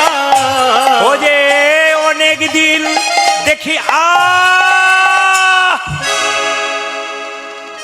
সুদামার পায়ে একটা কাঁটা ফুটেছে মা, সুদামার পা থেকে গড় গড় করে রক্ত পড়ছে। সবাই তাকান, কৃষ্ণ দ্বারকা সিংহাসনে বসে আছে, রুক্মিণী সত্যভামা কৃষ্ণের চরণ সেবা করছিল, দেখছে কৃষ্ণের পা থেকে গড় গড় গড় গড় করে রক্ত পড়ছে। স্বামী স্বামী বলে কি, তুমি তো সিংহাসনে বসে আছো, তোমার পা থেকে রক্ত পড়ছে কেন? ভগবান বললেন, রুক্মিণী সত্যভামা, ভক্ত যখন ভগবানকে ডাকে, ভক্তের যত কষ্ট হয় ভগবান তার চাইতে বেশি কষ্ট পায়। দেখুন হরিদাসকে 22 বাজারে বেত্রাঘাত করা হয়েছিল, দেখুন হরিদাস যত না অঙ্গে আঘাত পেয়েছিল, মহাপ্রভু তার চাইতে বেশি পেয়েছিল। কৃষ্ণ মনে মনে ভাবছে, সুদামা তুই আয়, চোখের জলে ভেসে রক্ত দিয়ে ভাসিয়ে দে, গোটা দ্বারকার পথ দেখবি তুই আমাকে পাবি। সবাই তাকান, যাচ্ছে সুদামা, দেখুন কেমন হবে, সবাই উলুদ হয়ে দেবেন। দেখুন পায়ে কাঁটা ফুটেছে তো, আর কেমন ভাবে যাচ্ছে দেখুন। এগুলো বগল দাবা করেছে, কই কৃষ্ণ কোথায় কৃষ্ণ, কোথায় প্রাণ সখা। ওরে কই কৃষ্ণ কোথায় কৃষ্ণ, কোথায় প্রাণে সখা। আরে কই কৃষ্ণ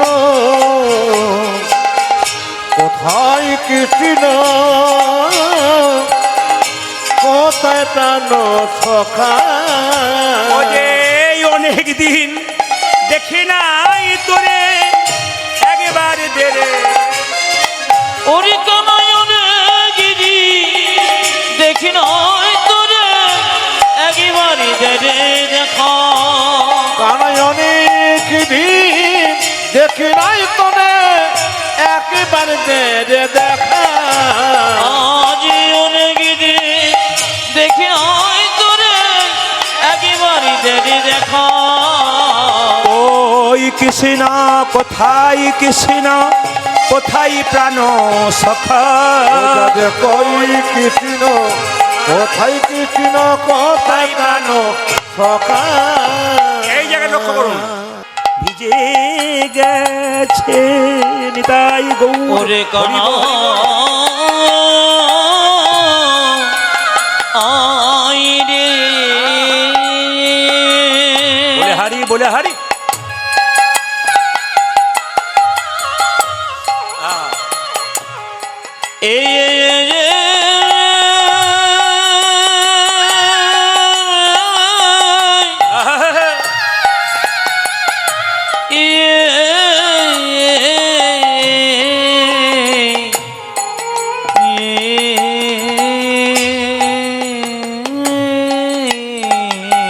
বলে হারি।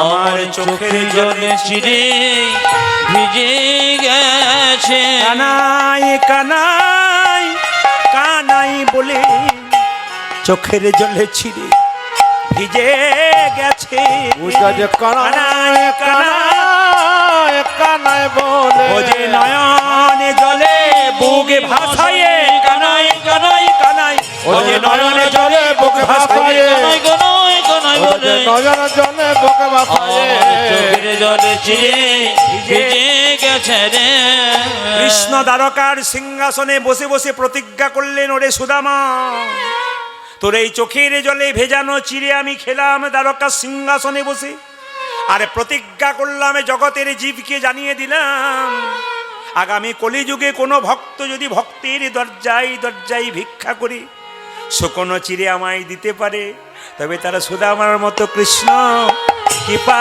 হবে, সুদামার মতো কৃষ্ণ কৃপা হবে, সুদামার মতো কৃষ্ণ কৃপা ওটা যে হবে। সুদামার মতো কৃষ্ণ কৃপা হবে ও যে নয়নে জলে বুকে ভাসায়ে সুদামার মতো কৃষ্ণ কৃপা হবে। জন নয়নে জলে বুকে ভাসাজে ও যে জন্মে নয় জন্মে জন্মে নয়ন জলে বুকে ওরে ভাসায় জন্মে নয় জন্মে জন্মে নয়ন জলে বুকে ভাসায় এ জন্মে নয় জন্মে জন্মে সুদামার মতো কৃষ্ণ কৃপা হবে বাবা, সবাই তাকান, সবাই জেনে নিন, কৃষ্ণ সুদামা কৃষ্ণের কাছে 10 দিন ছিল, সবাই সুদামা কৃষ্ণের কাছে 10 দিন ছিল। আচ্ছা বাবা, কিছু মনে করবেন না, 10 দিন ছিল সুদামা কৃষ্ণের কাছে, একটা জিনিসও চাই নাই।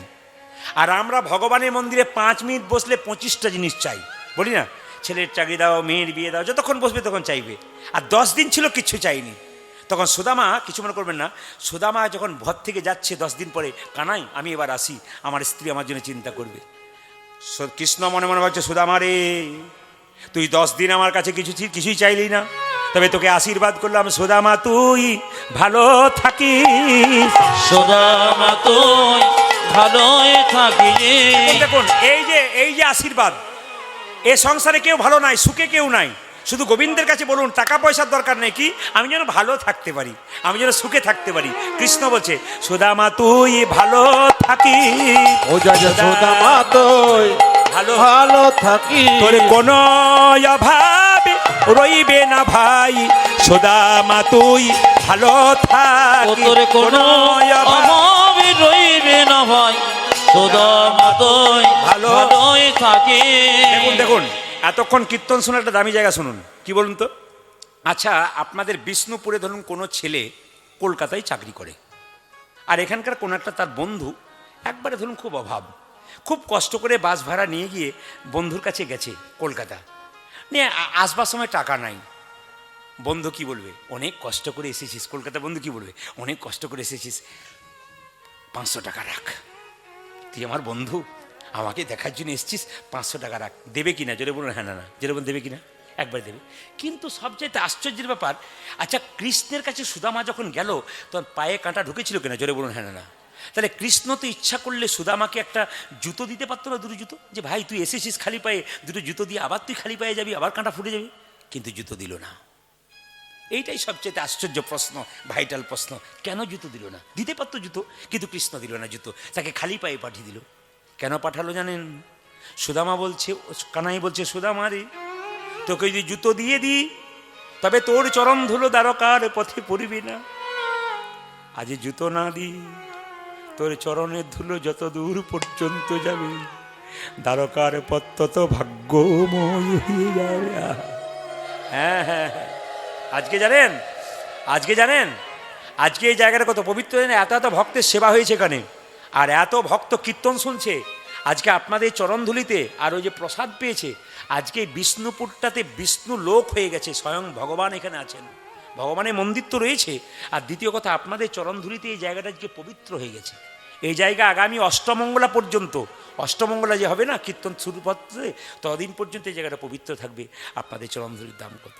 আচ্ছা লক্ষ্য করুন মায়েরা, কৃষ্ণকে তো রথে চাপিয়ে পাঠাতে পারতো, কিন্তু কৃষ্ণকে হেঁটে হেঁটে পাঠালো কেন? এর একটা কথা আছে। কৃষ্ণকে তো ইচ্ছা করলে, ভগবান হচ্ছে রাজা, দ্বারকার রাজা, ইচ্ছা করে রথে পাঠাতে পারতো, কেন পাঠালো না জানেন মায়েরা? আগেকার যুগে দেখবেন কেউ যদি ঘর থেকে যেত, এখন যেমন টোটোটা ঘরের দরজায় লেগে যায়, তখন তা লেগে যেত না। তখন দেখবেন বাস ধরতে গেলে হেঁটে হেঁটে যেতে হতো। জোরে বলে হ্যাঁ না। তোর বাড়ির মেয়েরা কি করতো, ঘর থেকে আত্মীয় এলে পেছন পেছন চলেই যেত। কেন বলুন তো? আর যত দূর যেত ততদিন দেখতে পেত। ওরে সুদামা রে, তোকে যদি সোনার রথে পাঠিয়ে দিই, তুই তো টুক করে চেপে চলে যাবি। আর তুই যদি হেঁটে হেঁটে যাস, তুই যত দূর যাবি তত দূর পর্যন্ত আমি তোকে দেখতে পাবো। এই সুদামা কিন্তু সুন্দরানন্দ ঠাকুর রূপে জন্ম নিয়েছিল। এই সুদামা যখন বাড়ি পৌঁছলো তখন দেখতে পেল বিরাট রাজবাড়ি হয়ে গেছে, তার স্ত্রী রাজরানী হয়ে গেছে। পদকর্তা বলছে এই সুন্দরানন্দ ঠাকুর রূপে কলিযুগে জন্ম নিল বাংলাদেশের যশোহর জেলায়। সবাই উলুধ্বনি দেবেন।